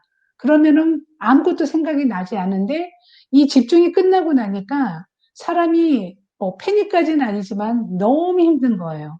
그래서 아까 대경도바님께서 그렇게 집중 수행을 한번 하고 났는데 하고 나서 굉장히 힘들다라는 말씀을 하셨던 것처럼 이 집중은 하고 나면은 정말 고행주의자들이 집중 수행을 하고 끝나면은 몸이 힘든 것처럼 그런 것 같아요. 집중은 제가 이번에 느낀 집중은 그러니까 전혀 보이지 않는 오롯이 우리가 어떤 한 점을 생각을 한다라면 주위에 어떤 다른 것들이 있더라도 보이지 않고 그 점만 끝없이 관찰하고 관찰하는 것을 집중이라고 생각을 했고, 이제 주의는 짧은 기간이었지만 제가 이제 수행을 하면서, 아니, 수행이 아니고 수행은 아니죠. 계속 이제 부처님 법을 공부를 하면서, 열심히 하든 안 하든, 조금 게으르게 하든 열심히 하든 계속 이어나가면서 이 공부를 계속 할 때는 이게 계속 여운이 계속 남아있고 함께 생활이 같이 되는 거예요. 이게 주의인가? 저는 이번에 그 구분을 그렇게 조금 명확하게 했거든요. 이게 주의는 뭐, 스님께서도 법문을 통해서 주의는 한 곳만, 너가 전쟁터에 가게 되면, 한 곳만 집중을 해서는 너는 죽는다. 주의를 전철에, 밀림을 가든 전쟁터를 가든 주의를 해야지만이, 전체를 파악을 해야지만이 너가 살아나갈 수 있다라는 것처럼, 이게 주의는, 뭔가가 이렇게 사태 수행을 하더라도 끝나면은 그 여운이 계속 이어지는 게 주의인 것 같아요. 저는 이번에 이렇게 좀 정리를 해봤거든요. 그러니까 그렇게 하면서, 아, 이게 집중이구나, 이게 주의구나, 그거는 제가 조금 명확하게 좀 정리가 된 것 같습니다. 다른 이해인지는 도반님께서 조언을 부탁드리겠습니다. 이상입니다. 집중과 주의를 본인이 이해한 것을 바탕으로 이것을 구분하지 못하는 사람을 위해 쉽게 설명하라. 다른 사람이 내가 아니고 다른 사람이 구분하기 쉽게. 그래, 다른 사람. 이제 우리 그 법문에서는 밀림하고 이렇게 그 스님 말씀에 너무 쉽게 설명을 잘 해주셨잖아요.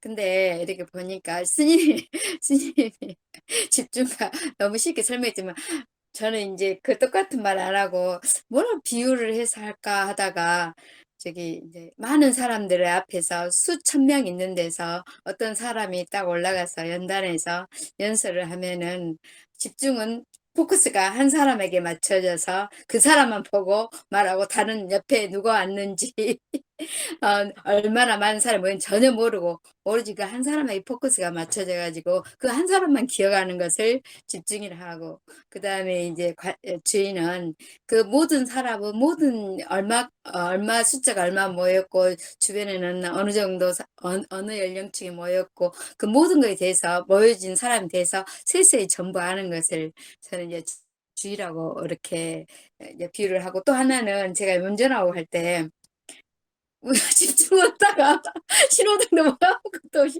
그냥 앞만 보고 가다 교통사고 날 염려가 있잖아요. 그래서 저기 주의를 해야 되잖아요. 운전을 하면은 뭐 신호 건널 뻥에 누가 사람이 어느 정도 있고 신호등 있지만 그래도 저 사람이 건널 수 있는 가능성이 있는가 없는가 만반의 준비를 하고 운전을 하잖아요. 그래서 운전을 할 때 집중을 하고 하면 사고 나기가 좀 쉽고 주의를 하면 사고가 좀 덜 나고 이런 식으로 비유를 했는데요.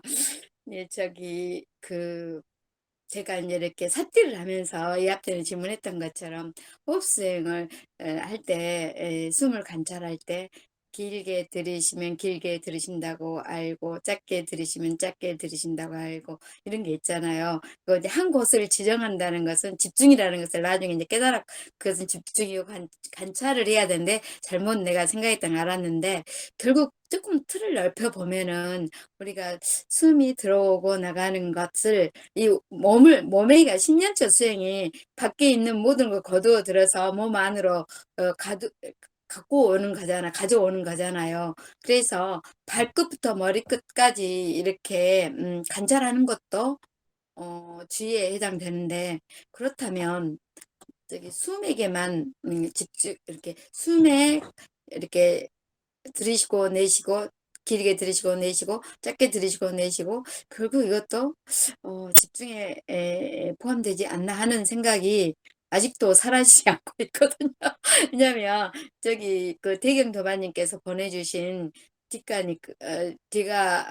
니까에 보면은 저기 이제 구성 성분 보면서 우리가 그 몸의 작용을 평온하게 유지하면서 할 때 온몸이라는 것은 우리가 숨을 처음에는 길게 들이쉬고 내쉬는 것에 관찰하지만 결국은 온몸의 작용을 평온을 유지하는 것으로 가잖아요. 그러면 숨을 쉬면서 온몸의 작용에 의식이 있는 것을 주의가 아닐까 하는 생각을 했거든요. 그럼 사띠가 온몸의 평온을 유지하려면은 결국은 호흡이 길고 들이쉬고 나가는 것을 넘어서서 이렇게 좀 확장해서 온몸에 의식을 두는 것도 것이 되지 않을까. 호흡에만 너무 우리가 간절하면 이건 집중이 아닐까 하는 생각이 아직도 지워지지가 않거든요. 그래서 우리가 사티 수행, 신념적 수행을 할 때는 또 아까 말씀하신 것처럼 머리끝에서 발끝까지 이렇게 막 이렇게 이동하면서 보라고 하시는 그런 수행법도 있다고 저도 여기서 들었거든요.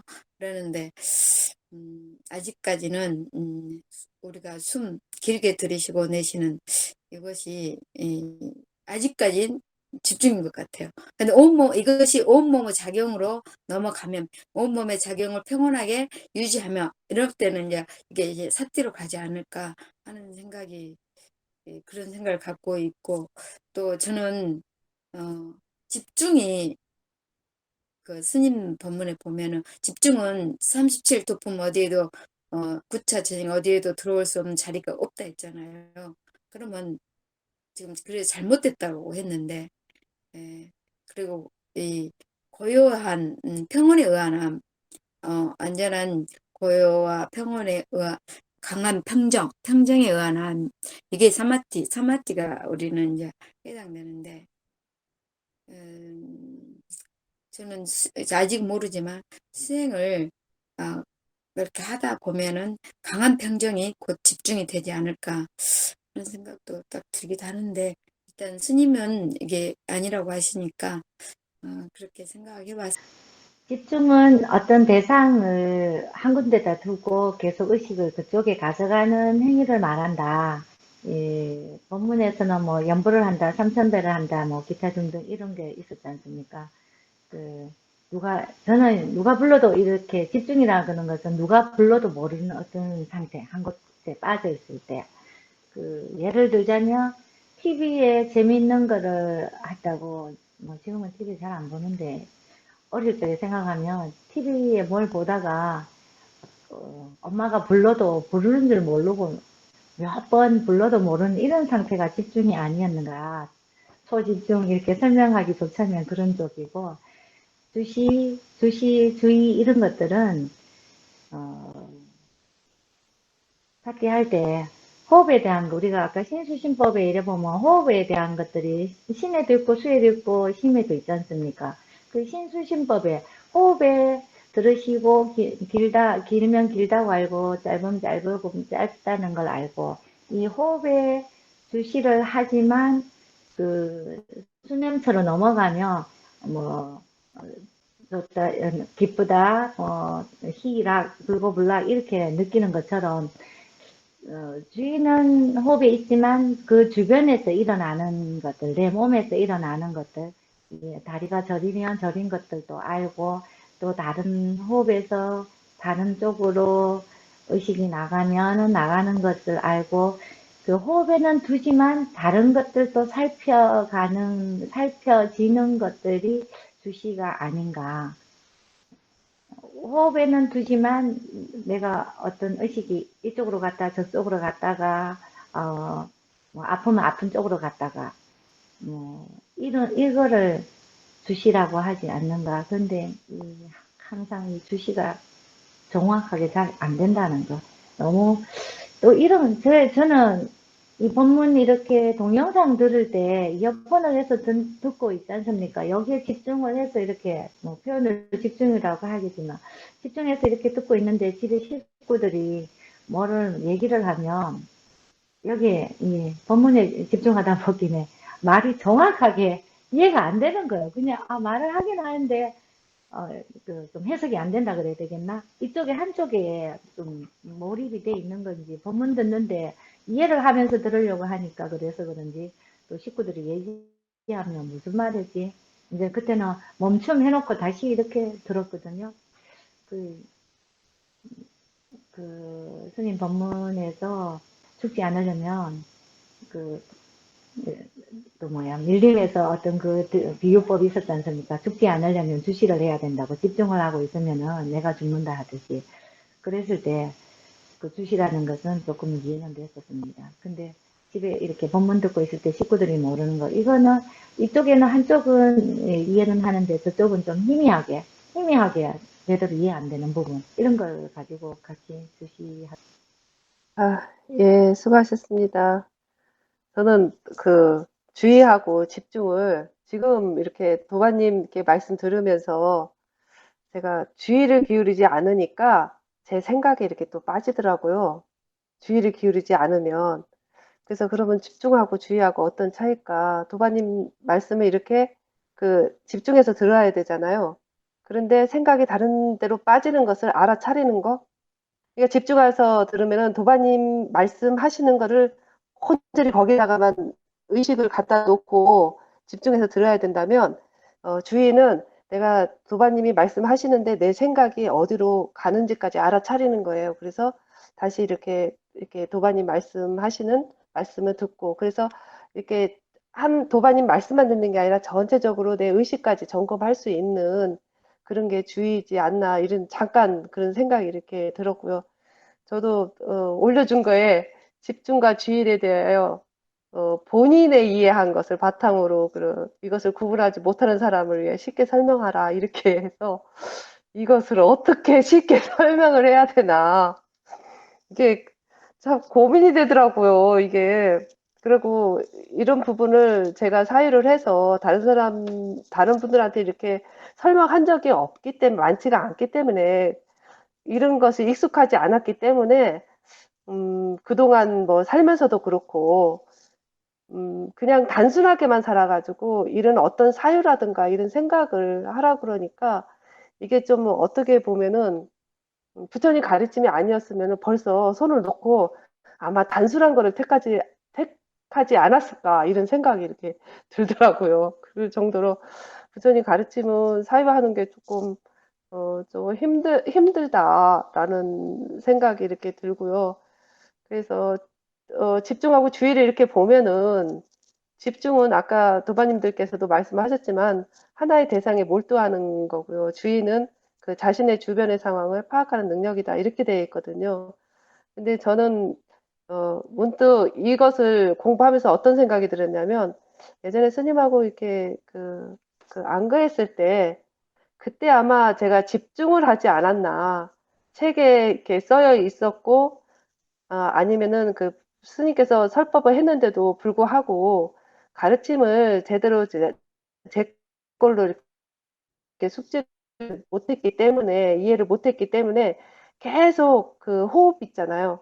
호흡에다가 막 계속 막 거의 뭐 진짜 막 집착하듯이 그렇게 했었어요. 근데 그때 뭐 굉장히 뭐 집에서 이제 그 전에 안것 하기 전에 집에서도 이제 사티 수행을 했긴 했지만, 처음에 할 때는 뭐 10분도 앉아 있는 것도 좀 힘들었거든요. 10분도 앉아 있는 것도 힘들었는데, 안거 들어가니까 하루에 6시간, 오전 3시간, 오후 뭐 3시간 하니까 거의 세속의 그 삶하고 그 출가자의 삶이 엄청 다른 거예요. 그거 하나만 보더라도. 그래서 그 사티를 이제 그 6시간을 앉아 있는데, 그러니까 한 번 하는데 50분씩 앉아 있었거든요.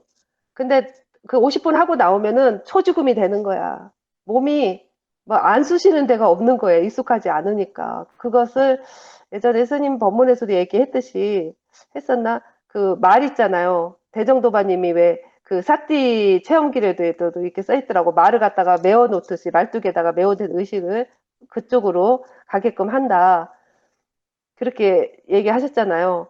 정말 그 정도로 막 집중적으로 막 호흡에다가 그때 그렇게 했었거든요. 근데 그런데 그 집중적으로 그 호흡에다가 갔다가 막 그렇게 했는데도 막 그렇게 하고 나니까 그 후유증이 있는 거예요. 집중을 하니까 어떤 게 있냐면, 일단은 막 몸이 이렇게 항상 50분 하고 나오면 몸이 막 무겁고 몸이 아픈 거예요. 하도 막 의식을 갖다가 막 힘을 줘서 앉아 있었나. 몸도 무겁고 아프고 해가지고 50분 하고 나오면 몸 풀기가 이렇게 바빴었거든요.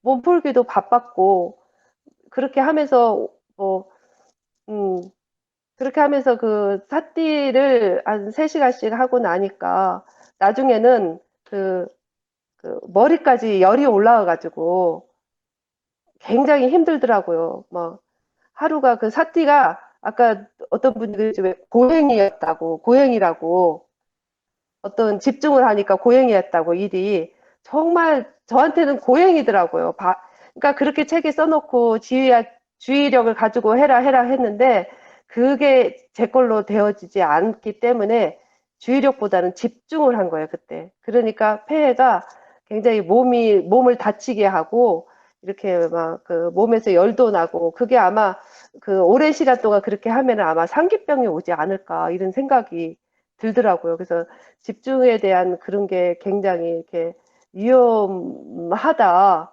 이렇게 생각이 이렇게 들더라고요. 그래서 스님께서 한 번은 그런 말씀을 하시더라고요. 불나방 얘기를 하시더라. 불나방 안것 때. 근데 그 의미에 대해서는 이렇게 상세하게 이렇게 하셨나 기억은 잘 안 나는데 지금 생각해 보니까 아마 삿띠를 우리가 그렇게 하지 않았나. 왜냐하면 이렇게 바르게 이해하지 않는 상태에서 불나방처럼 그 삿띠에 대한 그 동경이나 그런 상태로 아마 삿띠에 들어가지 않았나. 꼭 그러니까 집중을 하면 바른 이해가 안 된 상태에서 집중을 하면 불나방과 같다라는 이렇게 생각이 들더라고요. 그래서 일단은 그 바르게 주의와 집중력을 바르게 이해한 상태에서 이렇게 삿띠를 이렇게 들어가야 되지 않나. 그래서 이제 이 부분은 그래서 이제 다른 사람이 쉽게 이제 설명해봐라 이렇게 하잖아요. 어떻게 할까 했더니 아까 그 승초도바님이 제가 하려고 했던 그 운전하는 거 거기로 이제 저도 그렇게 했었거든요. 그걸로 한번 예를 한번 들어볼까 했더니 승초도바님이 하셨어. 그래서 그래도 같은 거라도 할게요. 준비한 네네. 거니까. 가장 흔하니까.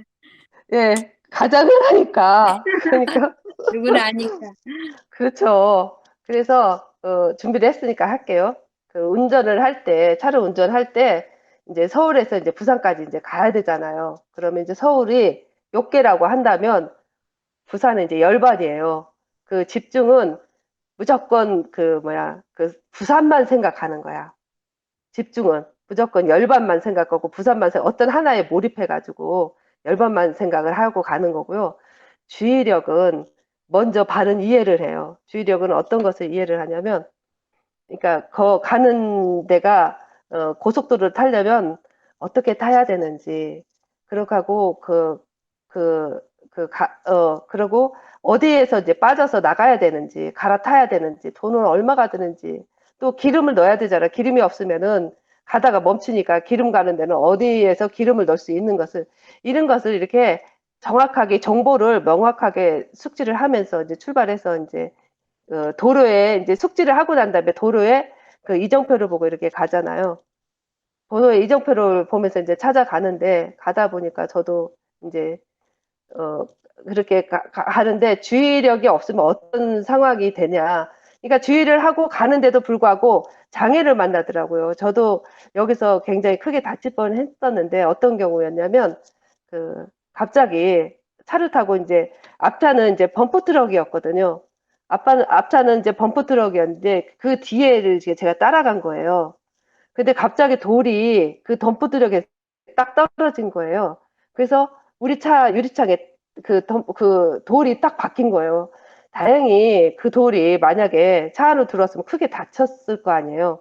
근데 다행히 그 유리만 깨지고 그 안으로 들어오지는 않았었어요. 다치지는 않았는데 그와 같이 가더라도 이정표를 보고 가더라도 그 가다 보면 위험한 것이 있거든요. 앞에 나하고 의지하고 다르게 이렇게 위험한 것들이 오는 수가 있거든요.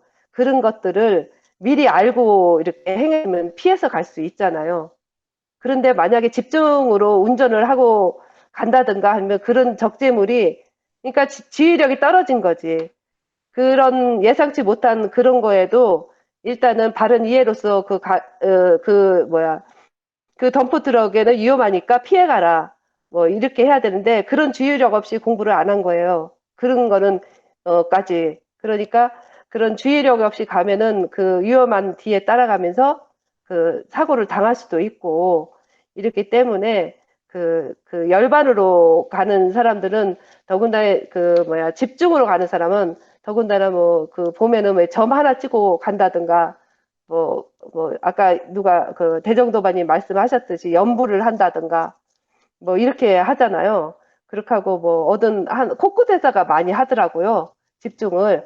그러면은 아마 열반으로 가기 전에 거기에 갇혀가지고 집중을 하면은 거기에 갇혀가지고 아마 나아가지를 못하지 않을까. 거기에서 그 매여 있으니까 그런 생각이 들더라고요. 그래서 집중과 지혜는 바른 이해가 집중하든 지혜가 되든 바른 이해가 바탕이 돼야 되고, 그렇게 하고 어떤 위험성이 있는 것까지 다 파악을 한 다음에 내가 서울서 욕교에서 출발해서 열반에 이르러야 된다. 가다가 장애물도 있으면은 뭐 치우기도 하고 이렇게 해야 된다. 이런 생각이 들더라고요. 그래서 막 아까 말씀을 제가 정리하면서 다 했기 때문에 도반님들이 아까 여쭤봤던 것들을 중심으로 한번 다시 말씀을 드리면, 승초도반님은 호흡에도 집중이지 않을까라고 말씀하셨는데, 그게 본인이 호흡에 대해서 집중을 하시는 걸 이제 알아차리신 거라고 저는 봐져요. 그러니까 분명히 부처님 그러셨잖아요. 호흡만 하는 게 아니고 이렇게 차제도 있지만 부처님은 계속 들어오라는 거 아니에요. 그게 되면 거기 머물지 말고 들어오라고. 긴 거 되면 짧은 거, 짧은 거 되면 몸에 되면 평온에, 평온에 되면 수념처 넘어가고 이렇게. 예? 근데 그게 언제 넘어가느냐? 이생 희락이 오지도 않았는데, 사띠가 이제 제대로 되지도 않았는데 막 나 이생 희락 됐다고 전생 희락 가려 이러면 안 되고, 이생 희락이 안 오면 안 온 이유가 있잖아요. 그러면 감각주 욕망이 안 됐고, 감각이 되면 잔속이 안 됐거나 앞에 단계들이 안 됐으니까 이제 그게 안 된 거를 계속 채워 나가면서 계속 이제 해나가시면 돼요. 그러면은 그게 이제 호흡에 집중이지 않을까라는 게 아니고, 같은 대상을 보더라도 집중하는 사람이 있고 그 주의를 기울이는 사람이 있거든요. 그러니까 그 부분에 대한 차이를 아시면은 그게 좋을 것 같아요. 제가 봤을 때. 그 두 개를 구분하는 게 그 사띠가 확립되는 단계이지 않을까. 아까 대정도반님이 언제 확립이 되나 궁금하시잖아요. 그 두 개를 저는 그 두 개를 구분할 수 있는 좀 안목이라 그래야지. 그게 되면은 사띠가 확립되고 있다라고 아시면 되지 않을까. 저는 그래 생각해요. 저는 그렇게 느꼈어요. 정말. 워낙 이 집중에 대해서는. 그리고 또 그런 게 있는 것 같아요. 제가 남자들하고 여자들하고 뇌 구조가 다르다는 말 들었거든요. 그러니까 남자들은 집중을 굉장히 몰입이 이런 게 잘 된다고 하더라고요. 그러니까 한 번에 여러 가지를 못 해요. 저도 그렇지만.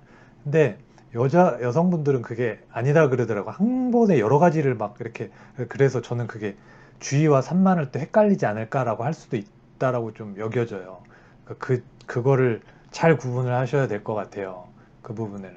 그래서 저는 이렇게 그거를 이렇게 이해를 하셔서 잘 하셨으면 좋을 것 같아요. 그러니까 저는 그렇게 남자분들이랑 얘기를 하면 좀 그런 게 이렇게 공통되는 부분인데, 여성분, 그러니까 저희 이제 이렇게 얘기를 해보면 그런 것들이 있어서 제가 이런 거를 질문을 냈던 거예요. 제가 구분을 못 하시더라고요. 그래서 보살님인데 왜 구분을 못 할까라는 거를 저는 의문이 많이 들었어요. 근데 이거는 남자분들보단 여성분들한테 조금 더 많이 있는 부분이지 않을까 저는 생각을 해봤고, 그분들 한번 해봅니다. 그리고 아까 이렇게 제가 드렸던 말씀드렸던 그 경전을 보실 때 저는 주석서를 이제는 안 봐요.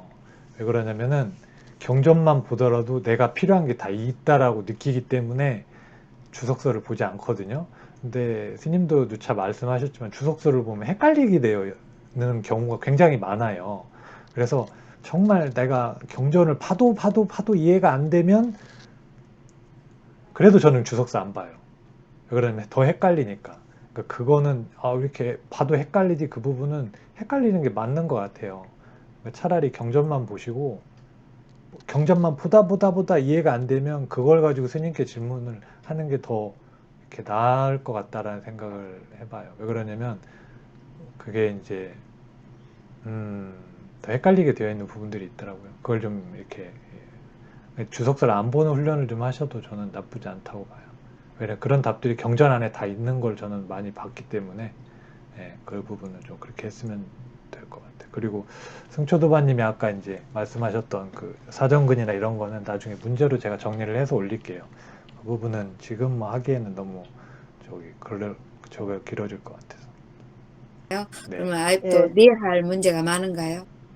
아, 내야 될 문제. 아까 제가 아까 제가 발표하면서 낸 거 있잖아요. 제가 낸 게 아니고 스님이 했던 거, 그 4대.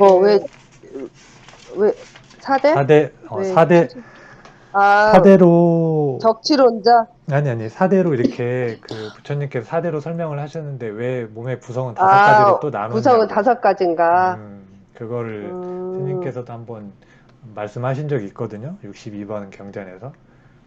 근데 왜 그랬는지 이거를 한번 여쭤보신 적이 있는데 그때 당시에 답이라고 이제 스님께서 인정할 만한 게 답변이 안 나왔었거든요. 그 법문에서. 그래서 그걸 어떻게 생각하는지 제가 던져놨어요. 그래서 아니, 근데 제 생각에는 네. 저는 지금 3번, 4번, 5번, 6번 우리 그 사띠에 관한 네. 이게 질문이잖아요. 네. 네, 제 예. 생각, 저는 사실 이 질문조차도 아직 이해가 안 되거든요. 그죠? 어려워요. 왜냐면 타이밍 시간. 저는 그 3, 예. 4, 5번 같은 경우는 다른 랜선에서 말씀하셨기 때문에 이럴 수도 있겠구나. 스님이 법문 중에 좀 잠깐 언급하지 않으셨나요? 네, 그런 것도 있어요. 그러니까 음. 이렇게 법문을 이렇게 잘 깊이 저기, 이렇게 안 듣거나 이러면 그럴 수가 있다. 그리고 워낙 요즘에는 이제 법문이 너무 많아져가지고 네, 그걸 다 맞아요. 보고 헷갈리더라고요. 할 수가 있어요. 그래서 그래서 제 그리고 생각에는 네. 3번, 4번, 5번, 6번은 어차피 저희가 지금 이 부분을 공부를 하고 있잖아요. 네. 그래서 마지막 공부를 조금 하고 여기에 대해서 토론을 한번 해보면 어떨까 싶은데 제 생각은 왜냐면 저는 조금 어렵거든요. 네, 이 맞아요. 부분이. 어려워요. 네. 그래서 천천히 어려워요. 하셔도 좋을 것 맞아요. 같아요. 예. 그리고 여기 스님 전번에 그 개정판이 이제 바뀌었는데요. 이게 몸에 그 호흡하고 예전에는 몸에 행동하고 이렇게 나갔거든요. 근데 지금 여기서는 좀 바뀌었어요. 법문하고 좀 다를 거예요. 스님 법문하고 여기 신념처 수행 순서가 바뀌었어요. 그거 대경도반님 아셨죠? 저는 그 전에 이게 삭제를 했기 때문에 그런데 그리고 또 그것도 있어요. 맞아요. 그 말씀은. 아니 독송지대 왜냐면은 말씀하십시오. 법문하고 다르니까 사람들이 이 부분을 아, 그 법문으로 이렇게 이해를 한다고. 그러니까 설명해 몸에 주세요, 대한 그러면.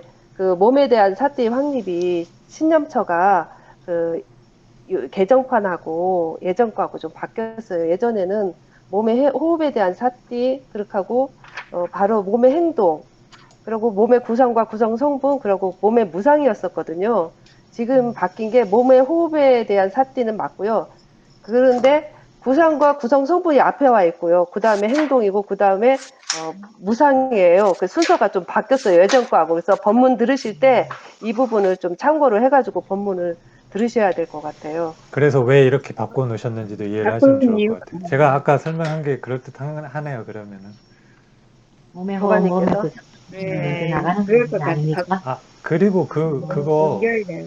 그러한 그래서 아까 상관이 제가 말씀드렸잖아요. 아까 그러한 문제가 있어서 무상에 대한 문제가 있어서 독송집에는 무상을 빼셨어요. 그러니까 계속 읽으면 그런 사견에 빠지거든요. 저는 왜 무상을 빼셨지? 그래서 그 몸에 대한 사띠 확립할 때 왜 이 부분을 빼셨지? 한참 고민했거든요. 제가 이번에 이거를 하면서 이래서 빼셨구나. 왜냐면 독송집은 계속 읽고 암송까지 하잖아요. 저는 이거 암송까지 했기 때문에 그때는 이해를 못했거든요. 왜 이거를 빼셨나. 근데 이거 공부하다 보니까 알았어요. 이게 잘못하면 그런 사견에도 빠질 수 있으니까 그런 것 때문에 아예 빼버리셨구나 라고 좀 이해가 됐어요. 그럼 오늘 3번 문제를 풀고 한번 넘어가시죠. 이 3번 문제 있잖아요. 그렇게 네. 만만한 문제 아니에요.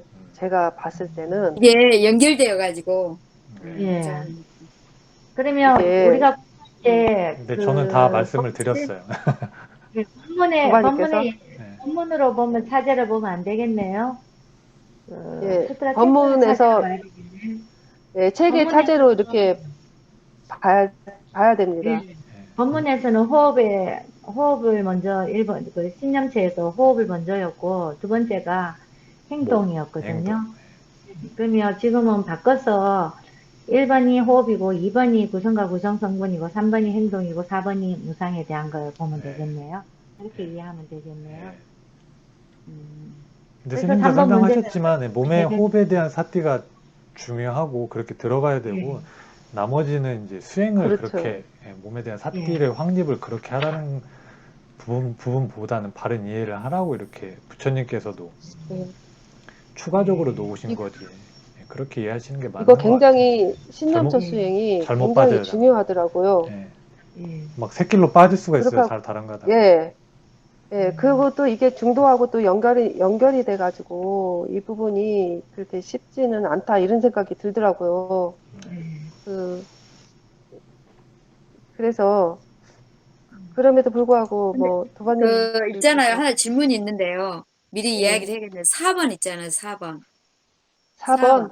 4번 예, 다음 시간에 이걸 발표를 할 건데 예, 수념체 대상의 세속적인 고락, 불고불락, 그리고 비세속적인 낙 예, 있잖아요.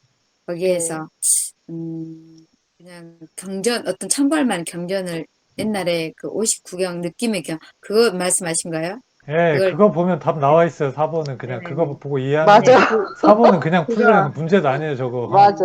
예, 그러죠. 예, 너무 예, 쉬워요. 그러니까 그냥, 말씀을 해주셔야 될 것 같아. 예, 그러니까 이제 그런 것들을 음, 보면서 그런 질문이 생각나면 그걸 딱 대입해서 그걸 그냥 없애버려야 되거든요. 근데 이제 그렇게 안 되시니까 그냥 내놨, 또 아마 네, 풀으실 수도 있어요. 근데 문제를 낸손시킬래, 혹시나. 예, 이제는 뭐, 59경은 뭐예요? 맞지마? 맞지만. 그러니까 예, 맞지마 여기 59경. 스님 더 있어요. 예, 느끼, 딱, 재밌어요 그거. 느낀 경이 59번인가요? 예, 54번인가요? 네네. 59번, 아, 59번이네, 50, 50.